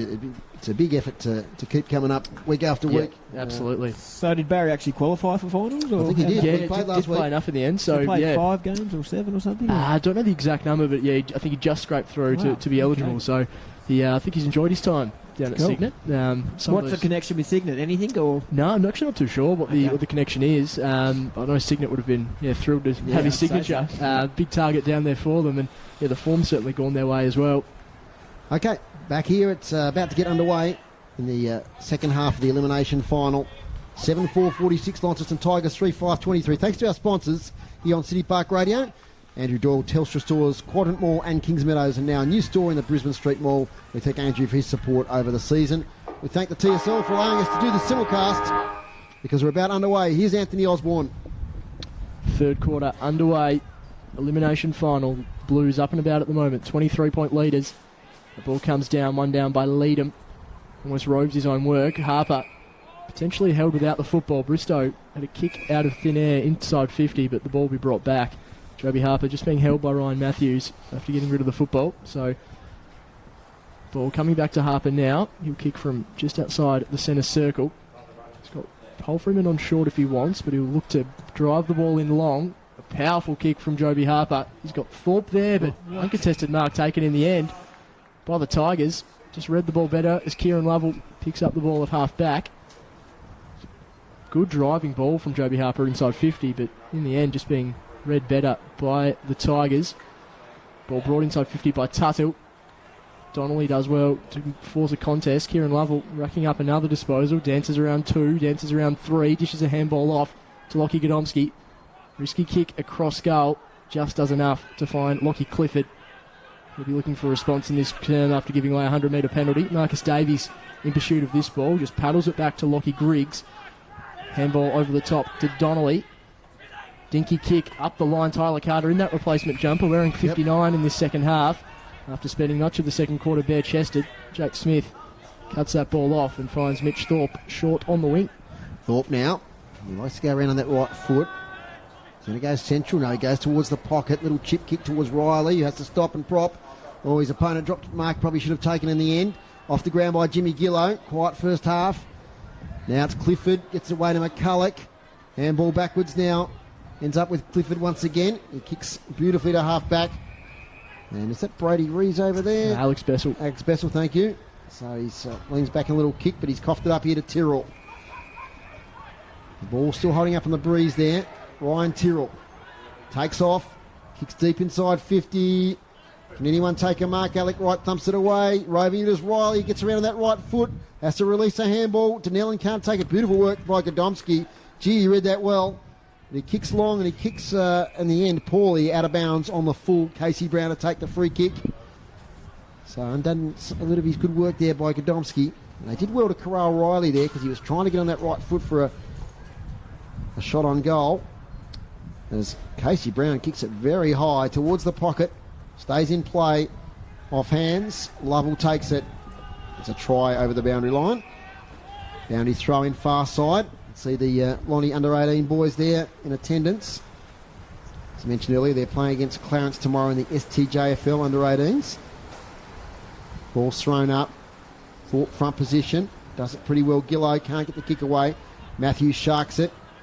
Kicks for distance. Across the ground. Bad bounce there for Rice. Taken by Blackberry. On that left foot, Jay Blackberry makes no mistake whatsoever. And what a great goal from Jay Blackberry, showing all his experience and leadership. And he kicks an important goal at the start of this third quarter. That's his second for the day. Second goal for Jay Blackberry. And that's 8-4-52, 3-5-23. Jake. Yeah, that's pretty impressive. Bread and butter for Jay Blackberry. Hasn't had a hell of a lot of touches, but in front of the goals, he's kicked a couple of goals. How many touches has Jake? Yeah, five for the half and only one in that second quarter. Yeah, so let's say he's had 6 touches and kicked 2 goals. That's really good for him. Good return. Just a classy player, isn't he? Yeah, makes very most skillful. of his opportunities. Absolutely, yeah, and he's in that tougher pocket to kick goals from as well, and he's put one through. So it's a lot like that Kieran Lovell goal we saw in the second quarter. So the Blues skip away, kicking another goal back in the middle. Gardner reads that ball better, but only goes down to Joby Harper, wrapped up in a Lockie Watt tackle. Umpire will take that again. Repeat stoppage just to the broadcast side of the centre circle. But Hamish Leadham doing most of the ruck work himself against the duo of Gardner and Johnson, and probably having the better, it must be said, as he taps that one down to Bristow. Out wide to Tyrrell, driving the ball inside 50, looking for the target. Thorpe is there, unable to quite complete the mark. McCulloch's done a good job on him so far today. Ball just edging closer and closer towards the boundary line. The Tigers under the pump. Marcus Davies laying a good, strong tackle.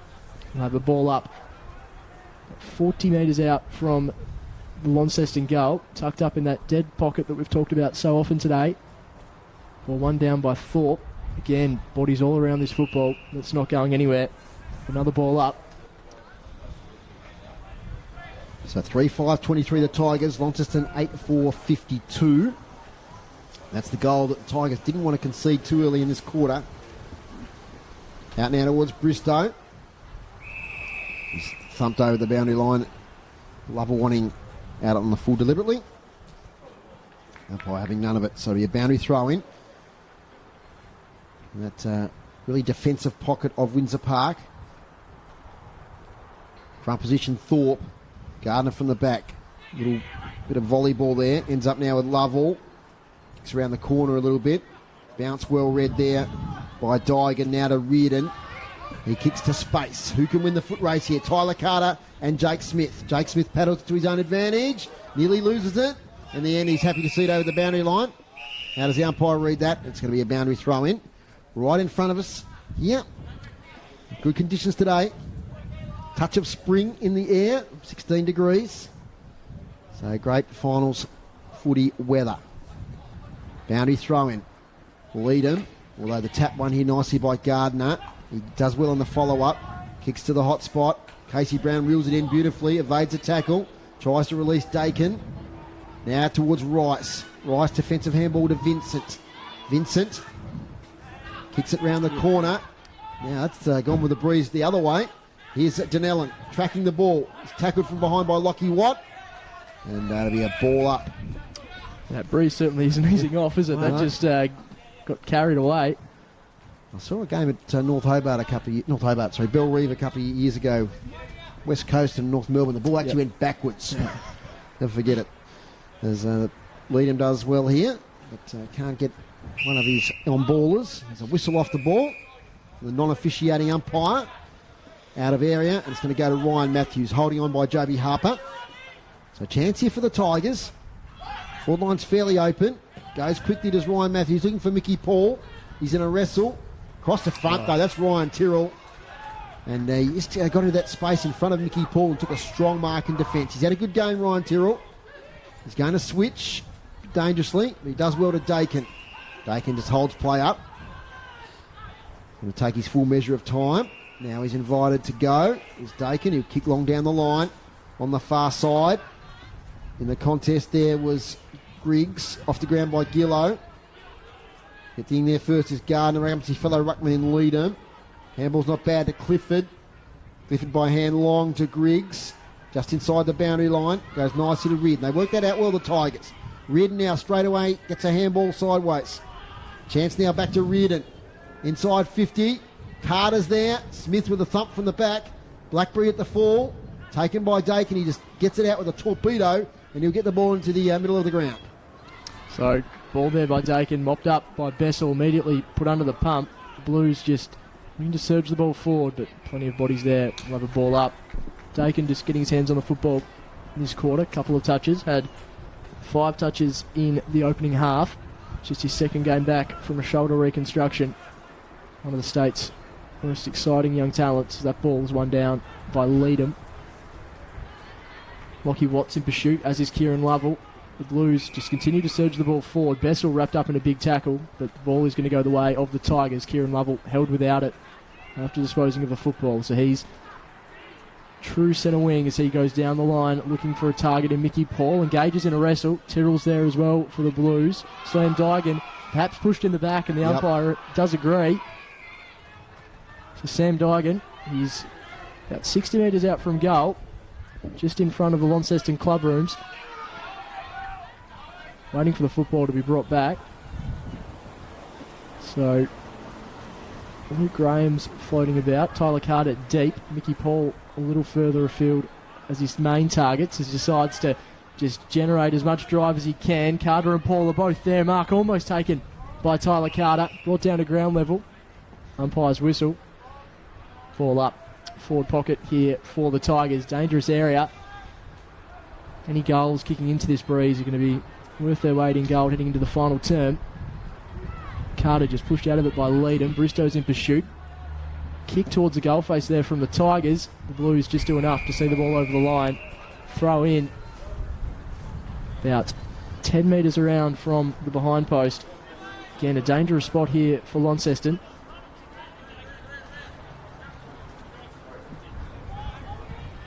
Lockie Watt putting plenty of time into Fletcher Seymour once again as the ball comes in from the boundary. Tyler Carter competing with Leadham.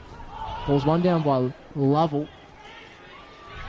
Again, just shrugs the tackle, cries of ball from the home fans, and they are rewarded. So a free kick going the way of the Blues. That's a big win in the back pocket. Fletcher Seymour, I think, is it, Dave? Seymour goes long from the back pocket. Up here towards Thorpe. It's well read here by the Tigers. Burrows Cheng's caught. And he'll be penalised as well. So the tackling pressure's gone up from the Blues. Dakin kicks in the middle of the ground. Finds Smith, does he? Third bite of the cherry. Releases the handball quickly now to Hodge. They're away, the Blues. This open forward line is now dangerous. Is it taken here? Is it by Wright? No. Well done across the front by Godomski. Geez, been good today on a number of occasions. He just had that cut-out spoil there as the ball was headed towards the chest of Alec Wright. But quick transference to the ball by the Blues. Boundary throw in. Forward pocket.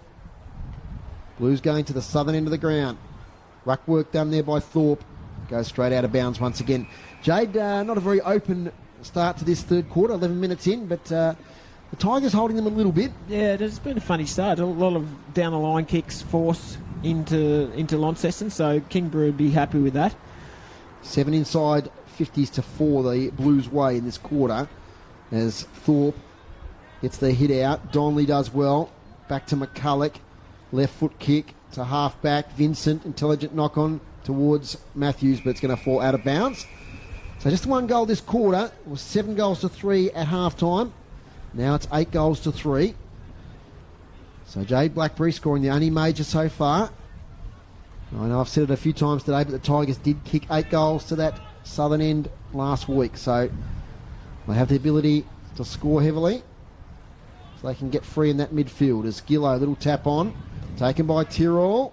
Does well on the left boot. Doesn't kick many goals, Ryan Tyrrell. And this one falls off to the left. Out of bounds. Left forward pocket. Here's Anthony Osborne.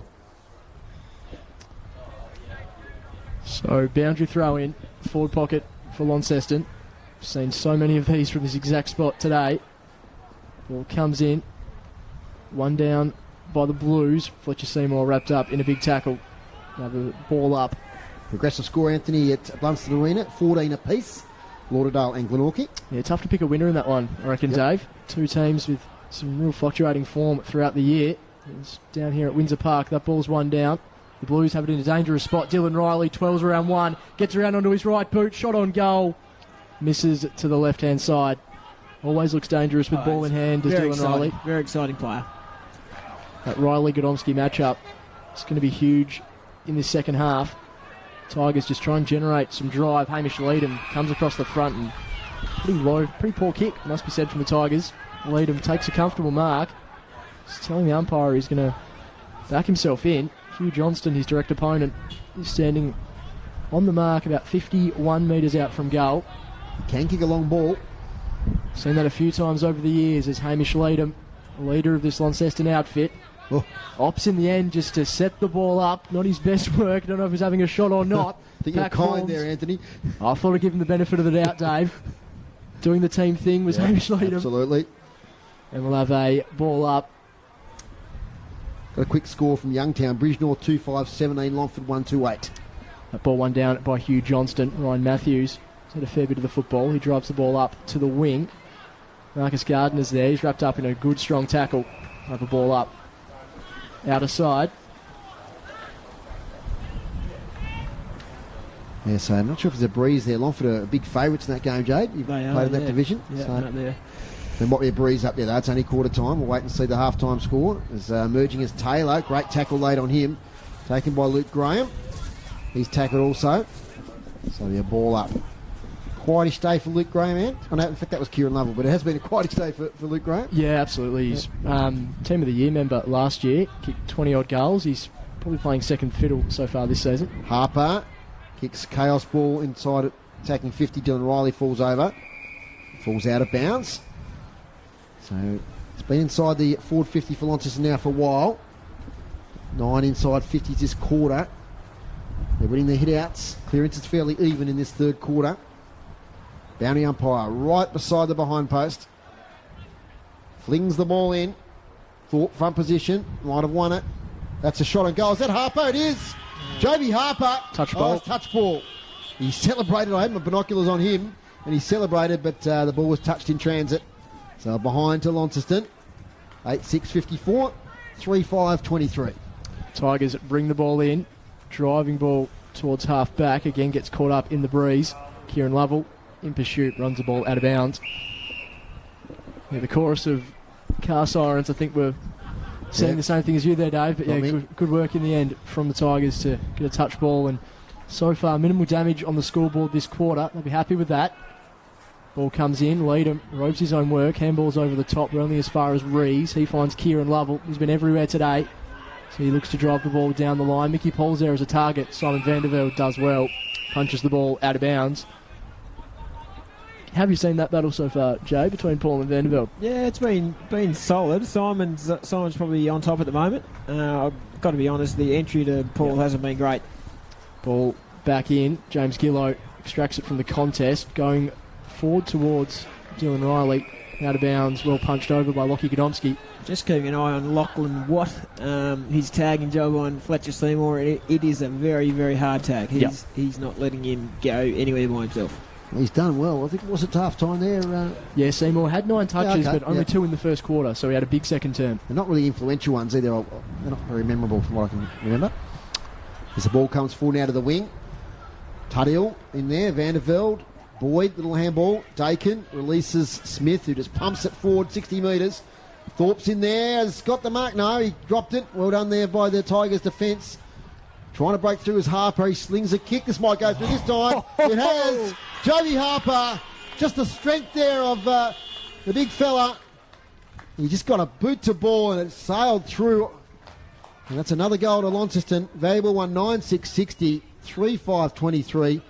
And it's just that strength in the tackle, isn't it, Jay? Yeah, no, he kept his feet there and I think he sort of deliberately threw the ball in his boot at the right time in the tackle, and the wind sort of took it through. So, the leaders for Launceston stepping up, Jay Blackberry and Joby Harper both kicking goals this quarter.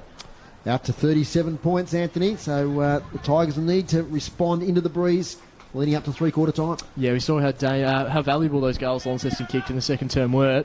I think the Tigers have held up pretty well this quarter, but Joby Harper kicks a goal out of almost nothing, and Tigers back to square one. This ball back in the middle. One down by Leadham. He's playing a good game. He's the Launceston leader. Tim Bristow caught high by Gardner. He made the last there of Jay Child as Bristow drives the ball inside 50. Couple of targets there. Well, one in the end by Rees. Goes out wide. Tigers with a couple of runners, but the kick isn't the best. Some work to do here for the Tigers. High on, I think that's Burris Cheng out there. One of the more consistent Tasmania Devils performers this year, Dave. And a reversal. Well, that is costly. Seen that a few times today. Ill discipline just creeping in for the Tigers.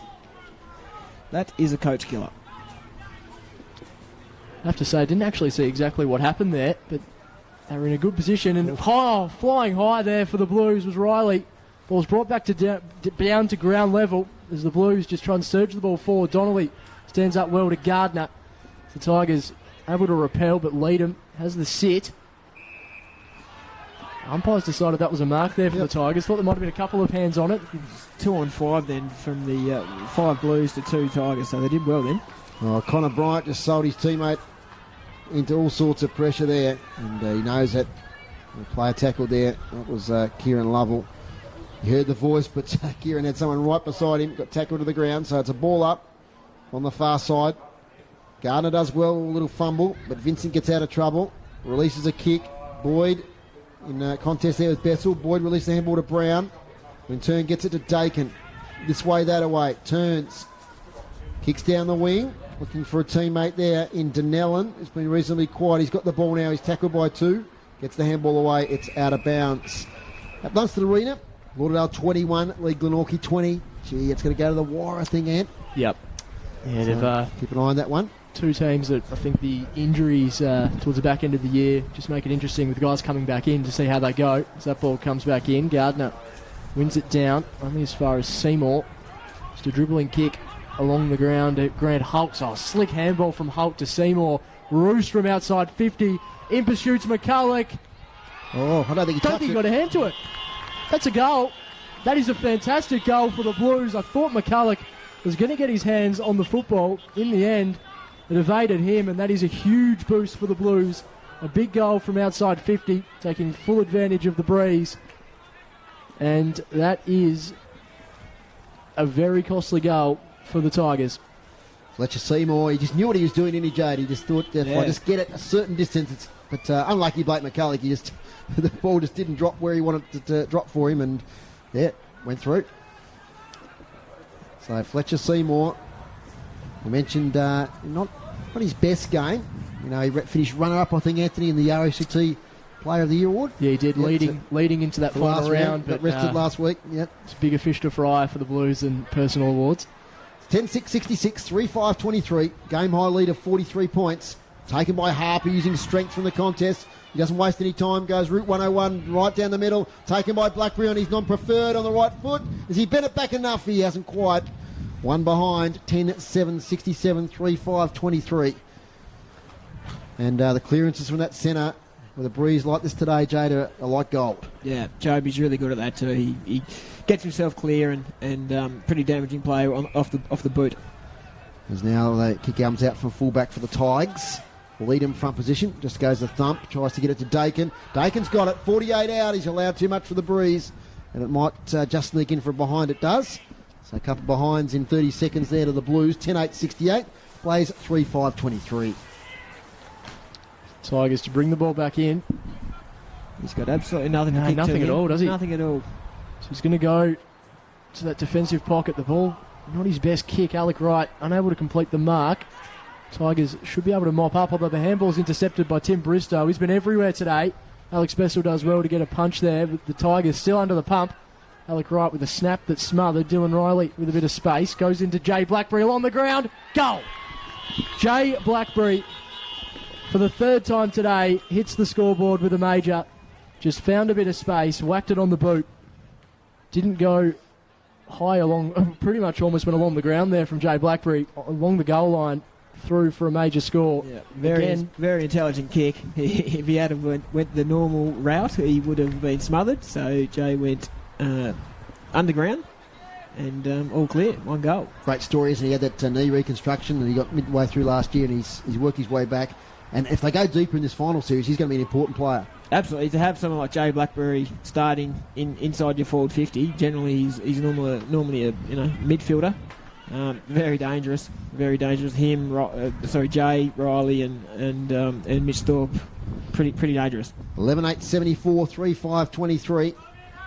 So 3 goals now to Blackberry. Gardner wins the tap, tries to get it to Lovell. Bristow falls over. Matthews wrestles free. Player might have been tackled with that at Seymour. Lovell, little handball over the top's pretty intelligent. Bryant can't take it with him. He's got it again now. Breaks free, might have been legged. Still a contest here at half forward. So I'm playing 23 minutes. So it was 7 goals to 3 at half time. It's now 11 goals to 3. So I'll have to be a massive last quarter for the Tigers. I'd love a goal here into the breeze just before 3/4 time. But now it's taken away by Seymour. Little releasing kick to Paul Freeman. And here the calls out for Brody Paul Freeman. Goes longer now towards Thorpe, who crashes the contest. But that's a good mark in front. Almost the best on the ground for the Tigers for mine, Bogomsky, but he makes a liar of me as he gets his kick smothered. Goes inside 50. Brady Rieslow mops up and takes the mark deep inside defence. Goes laterally. There's a player there over on the far side in Graham, who just doesn't quite get there. Spills out of bounds. Sort of been the story of the day, hasn't it? Just not quite. Just a little miss of a handball, and same with that kick. Just miss it. And Launceston will just make them pay after these little mistakes. Cliche, but it's a game of centimetres in finals, and things just have to go your way. So Gardner gets the tap out. And there'll be another stoppage inside 50. You listen to City Park Radio 103.7, 96.5 in the TSL live stream. Next voice is Anthony Osborne. So Launceston 11-8-74. The Tigers 3-5-23. 24 gone in this third term. Boundary throw in. Sorry, ball up I should say. inside attacking 50 for the Blues. Extracted by Matthews to Kieran Lovell. Brings the ball out of defensive 50. It's a high ball caught up in the wind. A good mark taken by Hamish Leedham. He's been one of the Blues' best today. He looks to drive the ball forward. He's got a couple of targets there, but Marcus Gardner ends up taking an uncontested mark on his chest. Found plenty of room. He goes to Lovell. Another player who's been prolific today. 17 touches to the main break, and dare say he would have had 9 or 10 this quarter as well as he drives the ball down the line. Pack forms. Just spills out the back. Now it's a bit of a foot race. Luke Graham tried to kick it off the ground, unable to get any purchase. Good tackle laid by Elijah Reardon, but doing enough there for the Blues was Jared Dakin. As Launceston moved the ball forward. Mitch Thorpe takes the mark on his chest. I thought that was going to fall short into that initial pack, but Thorpe just able to get out the back, get a couple of metres on his opponent, takes the mark on the chest. Just a little bit of class from Dakin there, Anthony. He got out of the tackle, didn't he? Looked like he was gone, and he just managed to balance himself. Big thing, just keeping your feet there. Jared just kept his feet, and his opponent wasn't able to drag him down. So Mitch Thorpe crosses the paint of 50, kicking with the breeze behind him, and he makes no mistake. He raises his arms, and Mitch Thorpe hits the scoreboard for the first time today. Another goal for the Blues, and the Tigers really starting to feel the pinch at the moment. Big celebration there for Mitch. It looks like he was fairly happy with that one after not being on the scoreboard thus far. Score from Invermaid Parks, and Pats 4-5-29 will lead East Coast 2-3-15. So the winner of that game plays Lilydale next week. I think we'll try and get a score a bit later there in the SFL for our southern listeners and viewers. Kind of interest there from those south of Hobart in the performance of Signet. So it's finals footy all around Tasmania. I think the King Island final was today. So it's real feast of footy. We love it here in September in Tasmania as Leedon gets it down towards Bristow. Bristow does well. Out of the middle. Inside 50 with Thorpe once again. He nearly takes the mark. McCulloch does pretty well to make the spoil. Riley now to right. Can he break the tackle? No, he can't. It was a pretty good tackle. Incorrect disposal. And Marcus Davies there showing all his experience. He wrapped up Alec Wright. Took on the tackle. So Davies will go sideways and find Donnelly near his defensive goal square. He's got a short option in Rees. He goes longer here towards Griggs up against Boyd and Gillow. Gillow front position. And you'll probably see it out of bounds. Ball slips between his legs there. Boundary throw in right on the 50. Just on the King Island Grand Final, mate. Apparently there's 6 backpackers playing in that one. Oh, international fantastic. backpackers. So that's what we love to see. They might dominate. Might find a player there. There's a boundary throw in. It's tough for that boundary umpire, as I've said before. In fact, the umpire brings it back as it was too shallow. Thorpe took it out of the contest. Glares back at the umpire. 12-8-80 plays 3-5-23. 5 goals to zip in this third quarter. And we see some fight in the Tigers. They've come a long way this year. I'm sure they won't throw it in this last quarter. Coming up, Luke Graham wins the tap. Timmy Bristow off the ground. Oh, strong contest there. Reardon and Tuthill. Ends up back now with Burrows Cheng. Releases the handball. Kicked by the Tigers defence, but Smith's there. Oh, he gets a bad bounce. Tyler Carter, the big fella, had to turn around. Now it's to Dygan, to Burrows Cheng. Backs his pace against Smith. Runs his full measure. Kicks it straight to Casey Brown. That's a great pick-up. Does he get out of the tackle? Only just. Back to Vandervelde. He's got Tyrrell. Oh, Vandervelde went the kick. Dygan now with a snap for goal. It's offline. In fact, it doesn't make the distance. And Killalea takes the mark in defence. Killalea, booming boot. Crosses the paint of 50. Good mark taken by Tim Bristow. He's been superb in his 150th game. Goes out wide. Finds Holt, who dishes it back to Bristow. Piercing kick down the line. Fantastic work from Bristow. Finds his target. The Blues look to go coast to coast. Driving the ball down to half forward. Contest forms, but Dylan Riley just too strong in the end. Tried to dish the ball into Jay Blackberry, but a good smother by the man on the mark. Blackberry was definitely in the clear. But Riley just unable to execute the kick, and we'll have a ball up on the paint of 50. Lockie Godomski again making that smother. Yeah. Jeez, he's done some good things back there. He looks really settled in that defensive role, doesn't he, Dave? He's been playing a few different roles this year as Godomski, but he's been doing well today as Ryan Matthews quickly gets the ball onto his boot. Hamish Leedham. Seen him do that 5 or 6 times today. Take the mark at the back of the pack. Drives the ball inside 50 in the end. A little too far for everyone with the breeze. Hamish Leedham has absolutely dominated these Kingba ruckmen. He has dominated them around the ground. He's had a dozen possessions, I would imagine, and I wouldn't have thought that Tigers ruckmen combined would have had 5 or 6. Inside 50s has scored a 22-5. Just shows the dominance of the Blues. And that's the final tally, because it's three-quarter time here. That quarter went nearly 30 minutes. 12-8-80. Launceston Tigers 3-5-23. Anthony scribbling down the score, and then he'll get you to do the goal kickers.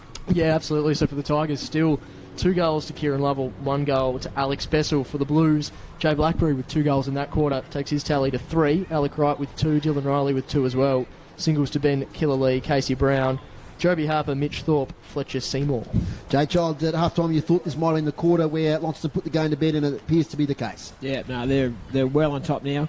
Kingba probably nullified the way they were using the ball a little bit. There was a lot more down the line kicking, but towards the end of that quarter, Launceston looked like they had an extra couple of players out there, and their work inside 50, especially from the experienced guys, the Joby Harpers and the Jay Blackberries, to get a couple of goals on the board, and then Fletcher Seymour towards the end there, kicking a goal from long range. They've now put this game in no doubt whatsoever. Launceston will win this match.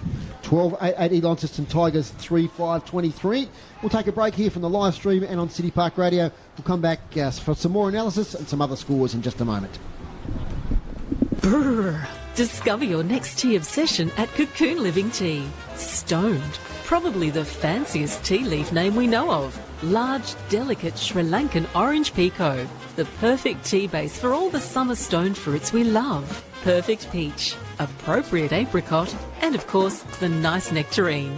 We believe you're going to love this absolute deliciousness, hot or iced. Good taste? We've got it down to a T.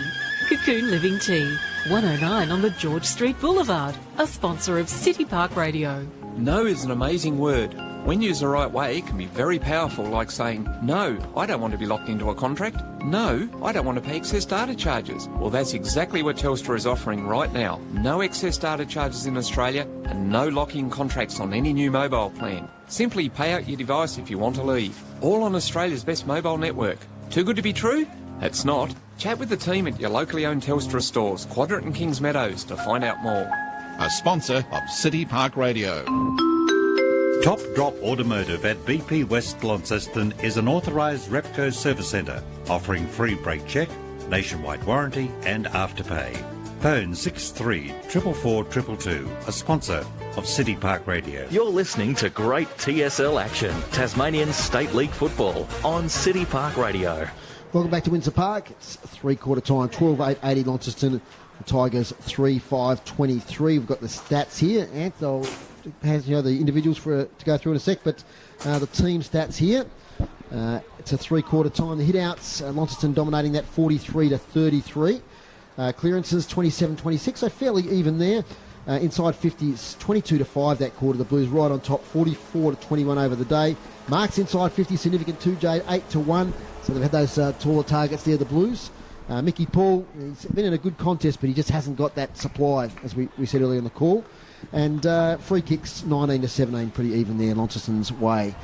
Mate, Anthony, you got the individuals there. Yeah, no surprise. Tim Bristow, another 7 disposals in that third quarter, takes him to 23 for the game. Joby Harper up to 17. Fletcher Seymour, 5 touches in that third quarter. He's up to 14 as well.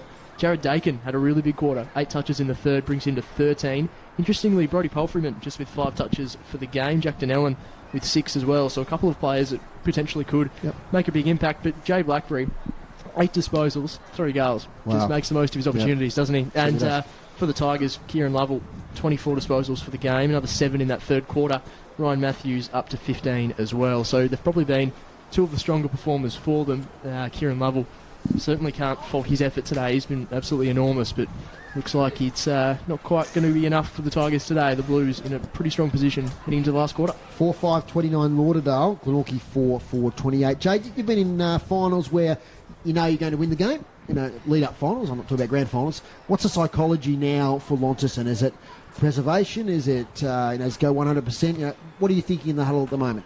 Yeah, I reckon Mitch should be putting the challenge out to his players to, keep this spot for the next week. Like Anthony said, there's a couple of players who are probably down on their usual output. So I reckon he would be challenging those guys. They certainly want to get through fit and healthy. So I could only imagine there'll be a couple of the boys that might have spent a little bit more time on the interchange. Maybe your Bristows and your Seymours that might be a little bit sore. But they want to win well. They want to take momentum into next week. So, they want to shut.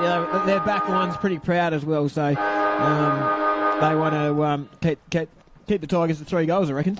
Chris Sayer has just emerged from the huddle. What do you got for us, Chris? Mitch Thorpe is very happy, as you'd expect. Almost get the sense that they're looking to next week now. Keep an eye on Joby Harper. He went down. He came off with a sore ankle. He's not out of the game, but they strapped that ankle. It's his left ankle. So he's still going to play on, but they did strap that left ankle. And Vandervelde, I think, came off with a sore shoulder. He's still playing on. I don't know how badly he's hurt, but he did come off in that quarter. Okay, thanks, Chris. We'll hear from you at the end of the game. Okay, thanks. Chris Sayer. And Joby Harper's had a few ankle issues over the journey. I think it might have been that's one of the years was he at the Storm? Yeah, I think he's had some sort of reconstruction on one of them. That's right, yep. Don't worry about him, mate. He'll be fine. He'll be absolutely fine. He'll be ready to go next week. Yeah, he's coming out of the huddle now. And Simon Vandervelde, he's had a few ongoing shoulder problems through the year, and he's a very, very valuable player. He doesn't get a stack of possessions, of course, but he's he matches up on the gorilla from the other side, doesn't he? Yeah, no, every team needs players like that in the mix. But he's really made that his own down at Launceston. 12.880, plays 3.5.23. These players taking up their position. So let's have a look. So we've still got Seymour, Bristow and Harper starting in the midfield. So that's a pretty potent midfield at a centre stoppage bounce. Certainly and obviously Hamish rucking again. So let's see how this one goes. Out in the wing there, I see Jay Blackberry, I think, on the far side. And for the Tigers, Kieran Lovell, he's tried hard all day. Big possession winner. Couple of beautiful goals. Casey Brown, he's been pretty impressive. Yep. He's really matured as a player, that's for sure. Yeah, Casey Brown up to 10 touches as well, so pretty damaging when he has had the ball. Damaging and clean in that back half. City Park Radio 103.7, 96.5. We're going to bring you all the finals that the Northern teams are involved with during the TSL finals and also the grand final regardless as well. That includes the TSLW. So supporting the footy here in Tasmania. And we thank the AFL Tasmania for allowing us to do the live stream simulcast. It's a pleasure. We can bring them both together. Thanks to our sponsors, Andrew Doyle, Telstra Stores, Kings Meadows, and the Quadrant Mall. And now in Brisbane Street, Anthony Osborne. Last quarter of the elimination final. The Blues lead by 47 points. Ball bounced in the middle to start proceedings in this final term. Hamish Leadham decisively wins it down and is just going to rove his own work as Hamish Leadham. He's been brilliant today. Lockie Clifford stood his ground and just got the ball out. Kieran Lovell finds Lockie Griggs out wide, and the Tigers with the first meaningful disposals of the final term. Griggs on that trusty left boot hoists it down towards half forward. Mickey Paul's thereabouts, unable to complete the mark as plenty of bodies come around this ball. Vandervelde wrapped up in a tackle by Elijah Reardon. The umpire will take it, have a ball up on the pain of 50. The Tigers mentioned that they were able to kick goals in a hurry last week, Dave, but just 3 for the game so far. It's going to take a miracle in this final term. Yep. Gardner wins that ball down. Blues able to extract it and kick towards the centre circle. Clifford held his ground, and the umpire's going to pay that as a mark. Did well there, did Lockie Clifford, former Tassie Mariners captain. So he looks to quickly get the ball inside 50. Looking for Mickey Paul, just goes over his head. Tyler Carter, it beats him as well. Clean bowls the 2 key forwards there for the Tigers. Jake Smith does well in the last line of defence for the Blues just to settle things. Looks to gain as many metres as he can. Just gets the ball outside the pain of 50. Alex Vincent takes a good mark. He's done that a few times today. He goes inboard. Finds Clifford, who's had plenty of the ball to start this final term. Tyler Carter picks it up on the half volley. Dishes it off to Davies. Wrapped up in a tackle. Just gets his kick away. Almost did a full 360 there, did Davies. The ball just bumbling around inside 50. The umpire will say that it's his. They'll have a ball up 30 metres from the Tigers' goal. So 90 seconds into the last quarter. Sun-drenched Windsor Park. Umpire clearing the area. And Tyler Carter does well. Gets it down here to Lockie Watt. Can't quite get a shot on goal. Back to Tyrrell against Graham. They wrestle each other. It's right on the goal line. They roll over. and I don't think it goes through for a behind in the end. There'll be a ball up 1 millimetre inside the goal line. These players get up gingerly there. Right inside the goal square. A lot of players in the contest. Goes to the goal square. Little kick sideways by Tyrrell. How will the umpire see that one as it goes out of bounds? Oh, the umpire runs into a player, and I think it's going to be a throw in. So, seen them paid before. I was a little bit worried then. I was a little bit worried. Lauderdale out to a handy 8-point lead in a low-scoring game now, 5-6 to 4-4 at Launceston Arena. We'll settle down and watch the last quarter of that one when we finish here. Boundary throw in, nice one into the breeze. Leadham smacks it straight to an opponent who gets tackled. I think it might be Alex Vincent. Wait till he gets up. In fact, it was Connor Bryant. So not much happening here at the moment. Tyler Carter takes it out of the contest. Dakin swung, can't get the kick away. Vincent, sideways handball to Lovell. Goes left, goes right, back left. On the boundary line, goes towards goal, surely not. It's going to fall in the goal square. Tuttill's there, and it might be a mark to Tyrrell. Play on, says the umpire. Handball back now towards Tuttill, to Brown. Out further now to Blackberry. Good teaming up there by Launceston out of defence, but the kick's a poor one. Falls straight to Lockie Griggs. So Lockie Griggs looking to reload here. Wheels around on the left, driving ball inside 50. A couple of Tigers deep. Tyler Carter's one of them. Takes it on the chest and kicks the goal, but the umpire has found a free kick. Looks like been dealt with off the ball there. I think it might be going the way. It's going the way of Tyrrell, perhaps. No, it's going to be a Tigers ball. Yep. So Luke Graham, he'll have a set shot, the easiest of set shots from the top of the goal square. Puts it through. Tries to generate a bit of interest with his teammates there, does Luke Graham. Throws the arms up in the air as they all come to congratulate him. He thinks he might have just given them a bit of a spark. Plenty of work to do, but they get their fourth of the day. So that's their first goal since the 18-minute mark of the second quarter for the Tigers. And can that spark them, Jake? It needs to. Yeah, hopefully the boys can string another couple together. They've certainly dominated the play. The ball's been more or less inside the forward half for Kingborough all of the duration. What are we in? Four and a half minutes in. So 3 inside 50 to zip. Yep. So they've got control of the football, which is positive. So let's see how this centre bounce goes now. Back in the middle of Windsor Park. Finals action here next week as well. We'll get those times released tomorrow as Leadham sort of stumbles a bit in the ruck contest. Taken by Graham once again. Ball says the crowd, releases the handball. Palfreyman inside 50, front position Thorpe. Well done McCulloch, he's been good all day on Thorpe. Now with Bristow, sweeping handball looking for Brown. Brown, well done Lockie Griggs who won the one-on-one there. Boomerang kick to the wing. Tyrrell, he's been good today. He takes the mark, attacking side of the wing. He's had such a consistent season. He's an unsung player in that Blues back line. Now to attacking 50. Front position to Nellen. Takes it on the bounce. Can't gather it in. Tackle laid down on Gardner. Taking his Gillow. Gets out of traffic. On the left foot, Jimmy Gillow. Oh, that's a great goal, isn't it? It just sits up on the goal square. Wow, gee, it would have been a fantastic goal. But Bessel now takes it. Tumbles a punt. Bounces sideways. Lockie Watt there on Fletcher Seymour once again. Nice intercept there by Connor Bryant. And the Blues will relieve from half back to Ryan Matthews. Some desperate work there, last line of defence from the Tigers. They've been able to get it up, but coughing the ball up, Jared Dakin just cuts across and takes the mark. He's fallen might not have fallen well there, Jared Dakin. Just being looked at, he gingerly gets to his feet, looks to be okay. He's just worked his way into this game nicely as Jared Dakin. Finds Casey Brown out wide. Another player who's been damaging, really clean as well. Just get Chris to keep an eye on young Dakin there as he comes off the ground. Brown drives the ball inside 50. James Gillow flies! Takes a fantastic mark, does James Gillow. Set himself for it, got himself in the right position and just read the ball better than anyone else. That's a specky. That's a good grab. That's where you love to take them to, isn't it? Just right in front of the faithful there. Yep. Get a nice little cheer there.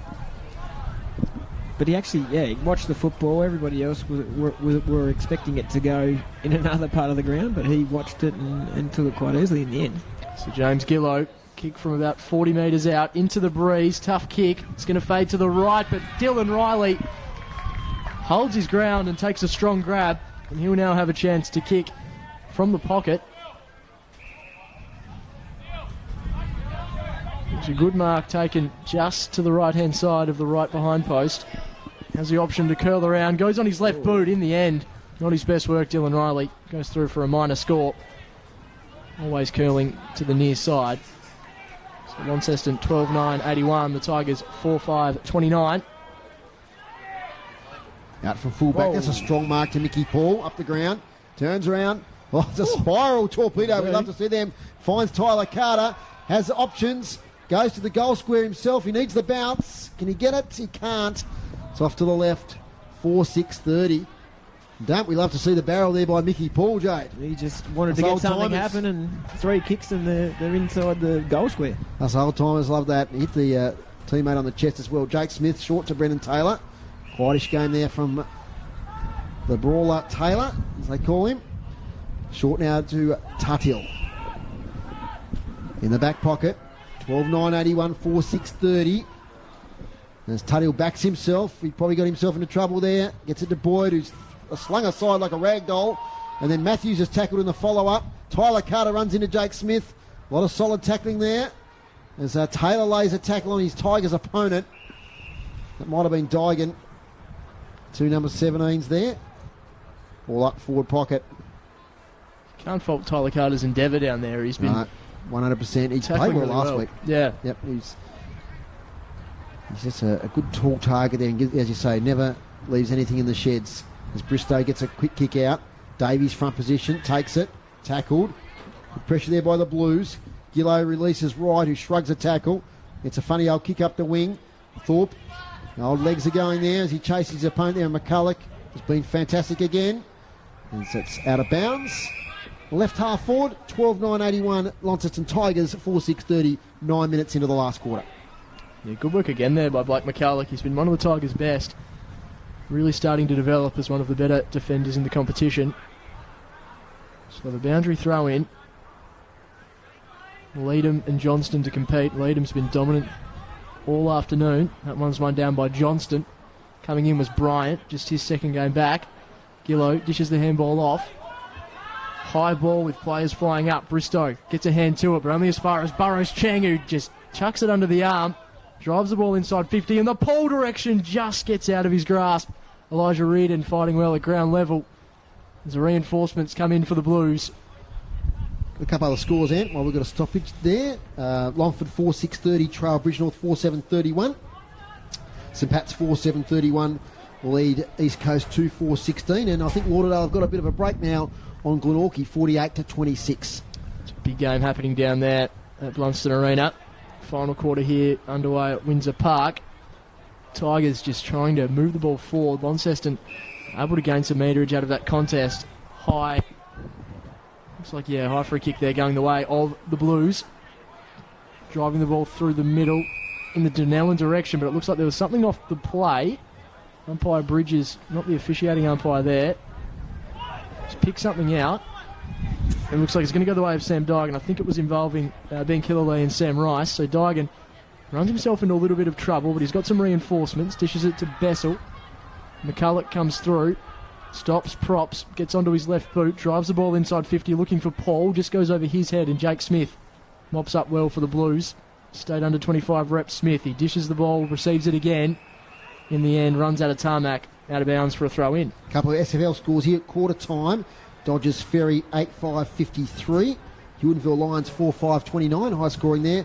And Lindisfarne 7-5-47, Signet 1-1-7. Boundary throw in. As it's on the far side of Windsor Park. Binoculars time. Players scramble for the ball. Connor Bryant lays a tackle. Jacob Boyd gets a quick kick away. Oh, nice fly there from Riley. Didn't complete the mark though. Lockie Clifford, been a good player today for the Tigers. He's tackled to the ground.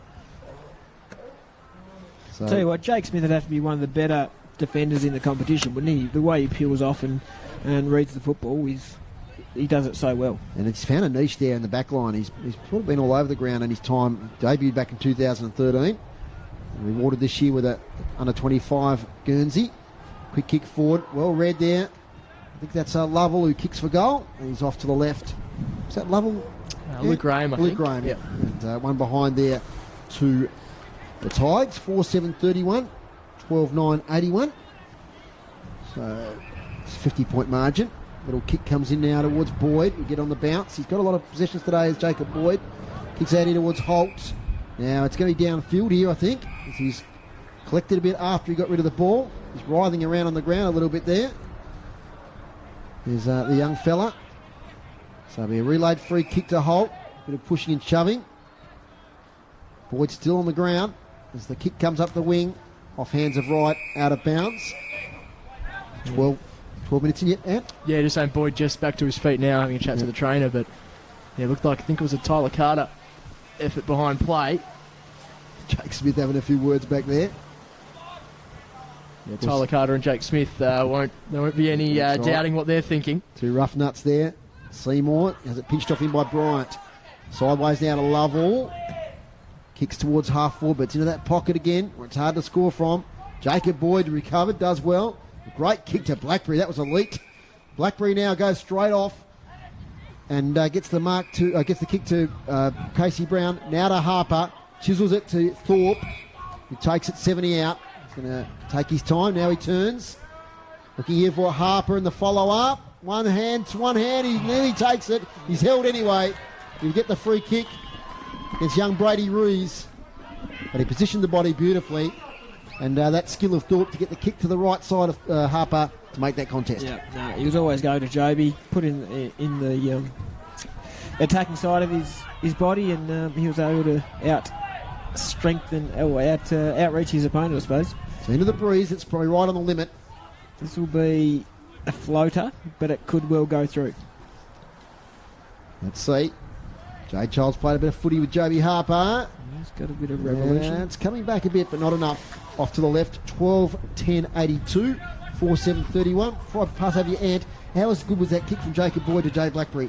That was impressive. Yeah, that's a genuine 45. There he is again through the midfield. Jacob Boyd takes the mark. Good couple of moments for him. Another nice little kick finds Tyrrell. Underrated performer for the Blues this year as he looks to drive the ball inside 50. He's got a target there. Denellen crunched by McCulloch in the contest. A couple of players going hard, and that is not looking good there for Denellen. He's still down. Back at play. Hamish Leadham, the target, unable to get the ball. Tyrrell mops it up, finds Grant Holt. Joby Harper's there, dances around his opponent, puts it on his right boot. Ben Donnelly there on the last line. So Denellen just on his haunches at the moment. Keep an eye on that. It's just a big contest. A couple of players going hard at the ball. That one's intercepted. Bristow gets it on his right boot. It's just going to miss Denellen, who's still on his haunches. Rolls out of bounds for a throw in. I reckon he's in a bit of trouble. He looks a bit rough. It was a big hit too. It was a big hit. He'll definitely have to come off for a concussion test, I'd say.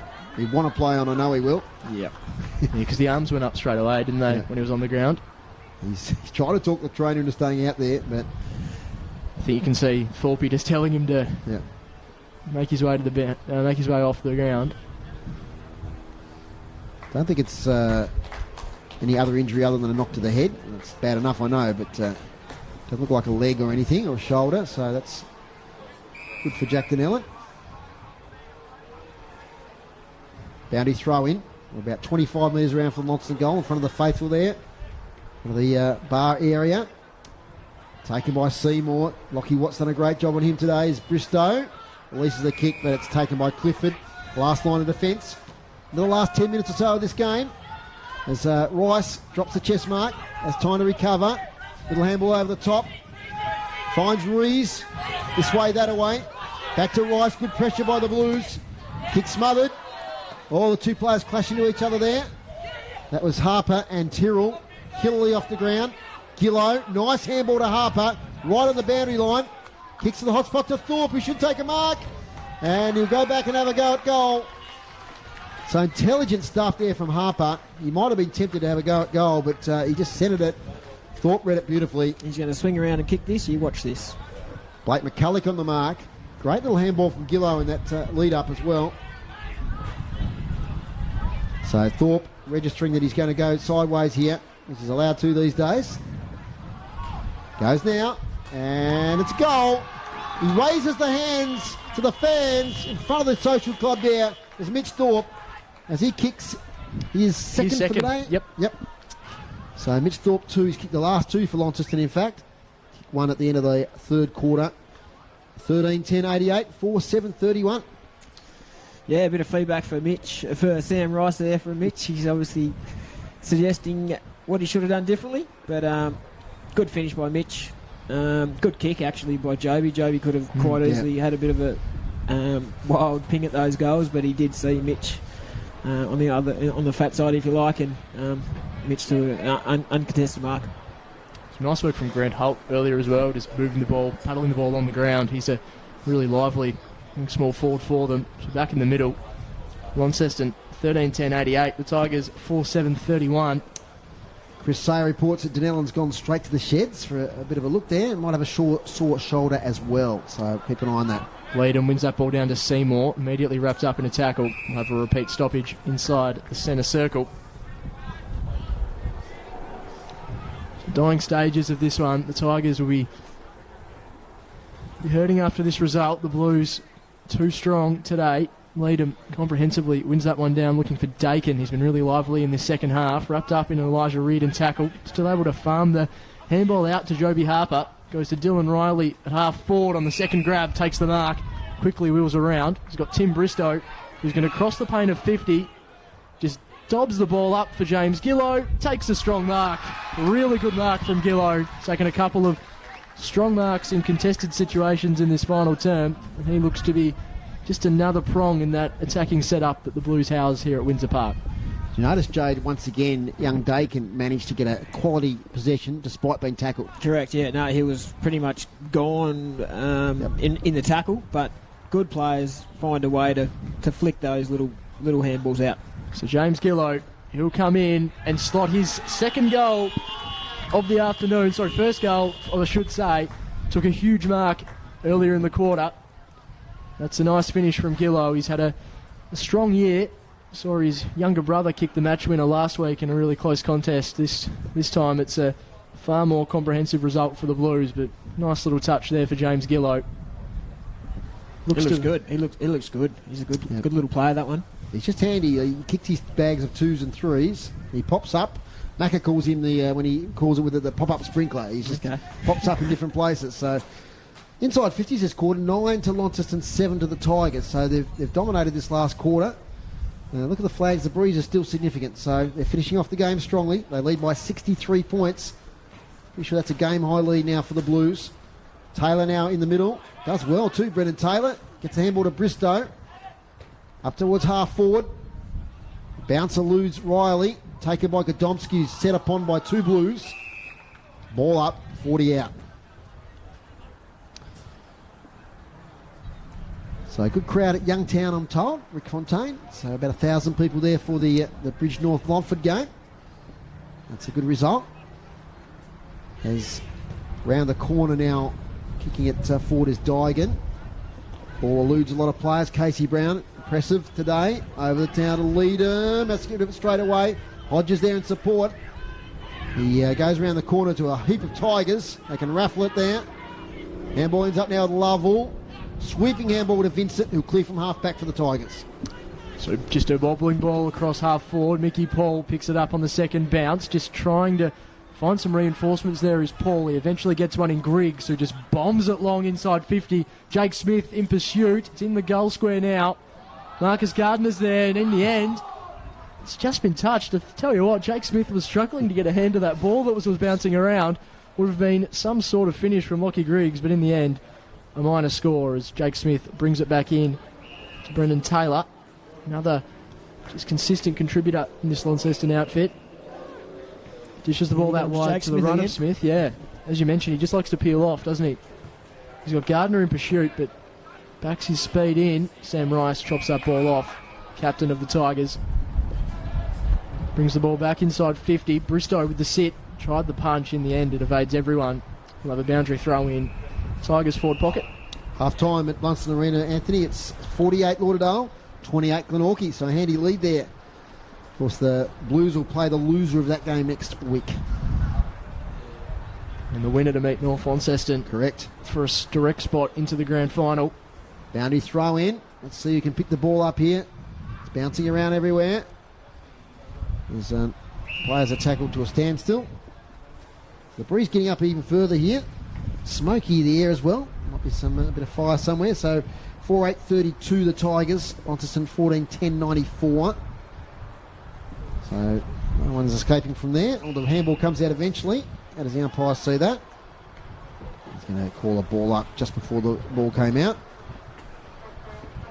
So Tigers, their debut in the TSL finals. Wasn't the result they wanted, but they'll see it as a step forward nevertheless. Gardner, Barrows, Cheng. Now to Bristow. Little handball over the top. I don't think he really wanted that to go anywhere except out of the boundary line, and it did. Boundary throw in, about 30 metres around my left half-forward flank from the Tigers' goal. A lot of players around the contest. Lead him to Harper.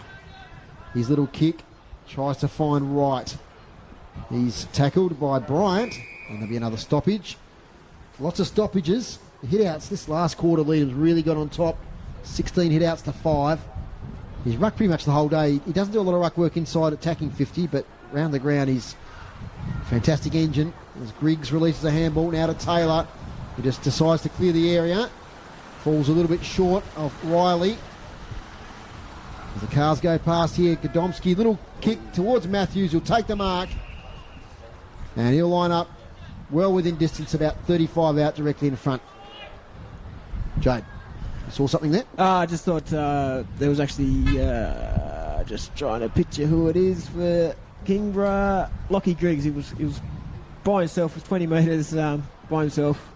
Matthews, this might sneak just inside, is it? Doesn't matter, it's a goal. Yep. Consolation goal in the last quarter for the Tigers. Looks like Ryan's put a bit of zinc going on today. He's getting a bit excited for spring and summer. He has indeed. Must have pulled it out of the cricket bag. I think there's a bit of a plaster across the nose he might have is it? suffered Okay. there. Saw it last week.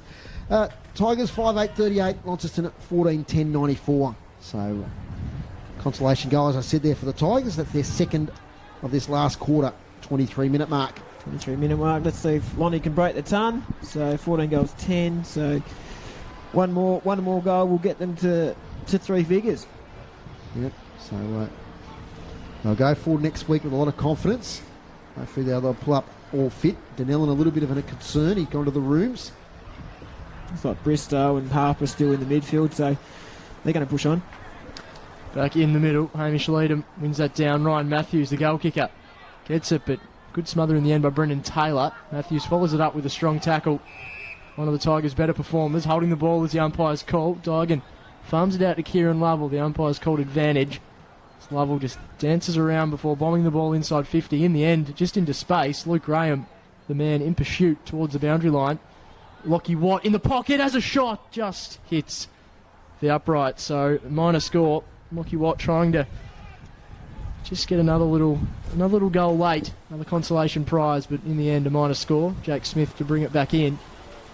Again, Kieran Lovell and Ryan Matthews been real warriors for the Tigers all season. Again today, Jacob Boyd takes the mark, half back. He's just going to set it up for a contest down the line. Hamish Leadham in front, almost takes the grab. Sam Digan dishes the ball out to Alex Vincent, but he ran out of tarmac. Another throw in on our broadcast side of Windsor Park. 14-10-94 plays 5-9-39. 25 minutes into this final term. There's a boundary throw in. Comes out towards Bristow. Been great form in the last few weeks, including today. Killee. Handball smothered. Back now to Lovell. Dances through traffic. Classy stuff. Gets it to Clifford. Also does a little dance and gets a handball to space now to Digan. Chance for the Tigers. Kick to half forward. Spots up teammate there in Tyler Carter wearing the 59. Had the original Guernsey ripped off earlier in the game. Now it's a standing start kick in towards the goal square. Leadham, front position, just thumps it away from the contest. Boundary throw in. 25 and a half minutes gone. So make sure you tune in after this, after the other stream. Lauderdale and Glenorchy, interesting contest.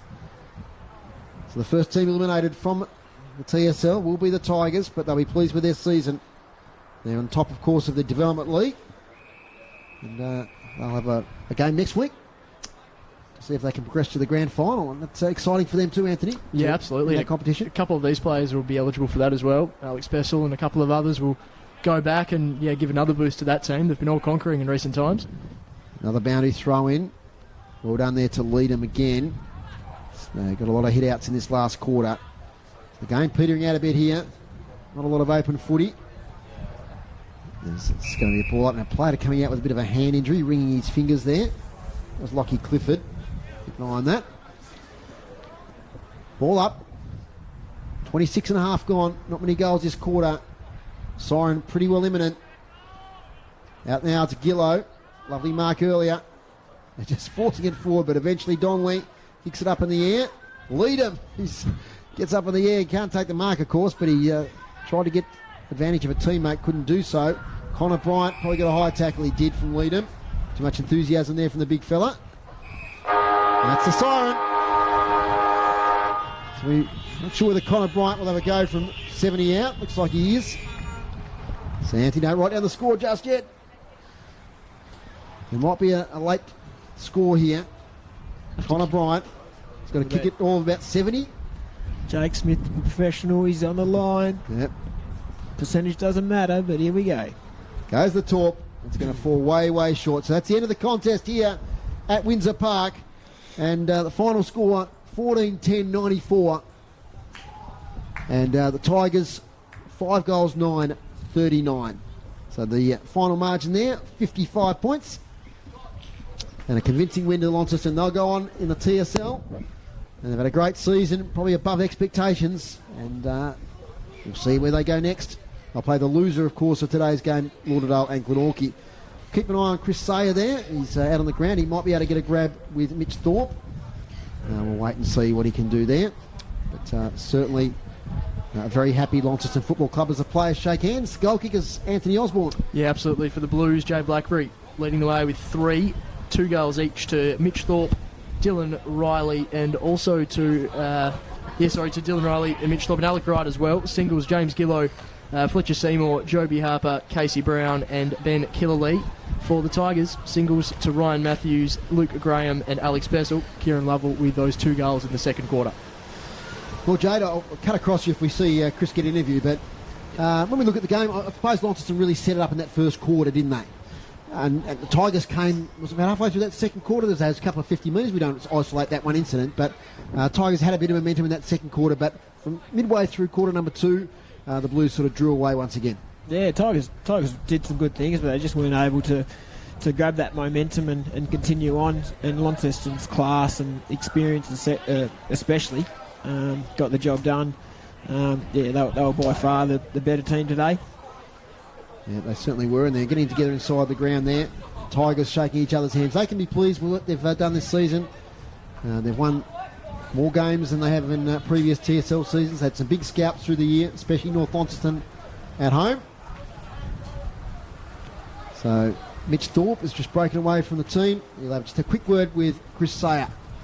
Mitch, perfect start to your finals campaign. Yeah, no, it was. Last week was an interesting game. We certainly didn't think we played anywhere near what we were capable of, but having some of our senior and more talented players back in today really stood out for mine. Half-time down south, Lauderdale were 20 points up. So looks like maybe Glenorchy next week. Yeah. We'll actually let the boys enjoy this one. To win a final at home is really significant, really important. It was a great turnout today, given there's so many other finals on. So we'll let the boys enjoy it to about 7 o'clock tonight, and then we'll turn our attention. Sorry, who'd you say won? Lauderdale were in front. Okay, so we'll play those guys a few times this year and had some positive results, but we need to make sure we tidy up today, recover well, and review it. Quick word on Tim Bristow, 150 games. And the way he played today, led from the front. Ultimate professional, ultimate clubman, and I couldn't be prouder of him.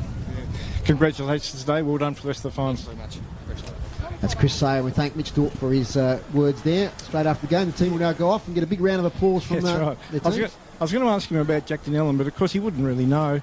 But Donnellan did go off with a sore shoulder, so we'll have to see how he pulls up over the week, see whether he's ready for next week. Fantastic, Chris. Thanks for your work today on the boundary, and we'll see you next week. Okay, see ya. Chris Sayer there for City Park Radio. Just got the team stats. Thanks to Dave Gruber here. Great job today. And gee, the hit-outs in that last quarter lead him. He just never stopped the whole day. He's just an outstanding player, wasn't he? Hamish? Yep. Oh, no, he had a fantastic. Yep. I'd nearly think he was best on ground, to be honest. I reckon he dominated the other Kingborough ruckman. And, we look at Bristow and Joby Harper getting plenty of the football, but it all starts with Hamish in the midfield and his attack on the football, and it took quite a few grabs around the ground as well. So, very damaging player. 20 hit-outs to 7 in the last quarter, 63-40 over the day. As you probably see now, the Launceston players off the ground. And I'll go on to a big game next week.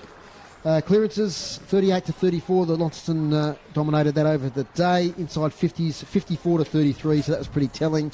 The Tigers just pipped them in the last quarter on that stat. Marks inside 50, 12-2. So we've talked about those targets they've got up forward going forward into next week. Yeah, it's still not a huge number. Mitch probably didn't get as many grabs as he usually does, but they've still got the targets. Gillo towards the end took a couple, and also Dylan Roller's the other dangerous marking forward as well. Well done to the umpires today. It was a well-umpired game, and the free kicks were fairly even there as well. Okay, so just to wrap up, but can you see Launceston going further in the final series based on today's performance? Yeah, I think they've got the talent to do it. Yep. It'll be whether they turn up and play the football that they played today. Talent-wise, I think they're definitely going to be within the top 2 or 3 in the competition. So, I think they're dangerous. Dylan Rowley, deep forward, they're dangerous, definitely. And Anthony, of course, they've beaten both of those teams through the year, a couple of big wins as well, so they take confidence from that. Yeah, absolutely, and I think, I guess all the teams have had some fluctuating periods of form throughout the year, and the Blues will come against a Glenorchy or a Lauderdale outfit that we're still not really sure if they actually are at their full strength at the moment. Lauderdale still with quite a few injury concerns, and we know Glenorchy have had their injury troubles as well. So certainly a gettable game for Launceston, regardless of who they're playing. And they'll certainly have the perfect start to their finals campaign today. And as you mentioned, they've had some strong performances against those two teams, and I think the Blues have shown that their best footy throughout the year is as good as anyone's. Yeah, absolutely. It's going to be a fascinating last few weeks of the final series. Just the major goal kickers again for Launceston. Blackberry with 3, Wright with 2, Thorpe with 2, and Riley with 2. And 2 goals to the Tigers to Kieran Lovell. Fantastic game from him today. Well, that's about it. All from us here. We'll settle inside, Anthony, and watch a bit of the stream. The other game. Absolutely. See how the boys go. Jade, thanks for joining us here today. It's been fantastic to have you. Great day for it. It's good result for Launceston, and good luck with the next few weeks, boys. Absolutely. Thanks, Anthony, for joining the City Park Radio team. No worries at all. No, pleasure to be here, and love the work you guys do each and every week. Thanks to Chris Sayer for his work on the boundary. Thanks to Dave Gruber on the stats, as usual. Great job. Thanks to Chris Ball back in the City Park Radio studio for getting us to air this afternoon. And thanks to Jason, the cameraman there of the stream, and the boys back in the studio in Hobart. That's all from us here at Windsor Park. Launceston continue on in the TSL final series. They win the elimination final 14-10-94 to the Tigers 5-9-39. See you next week. This sports broadcast was proudly sponsored by your locally owned Telstra stores, Quadrant, Kings Meadows and... We got any of that thing? Yeah. It'll just be...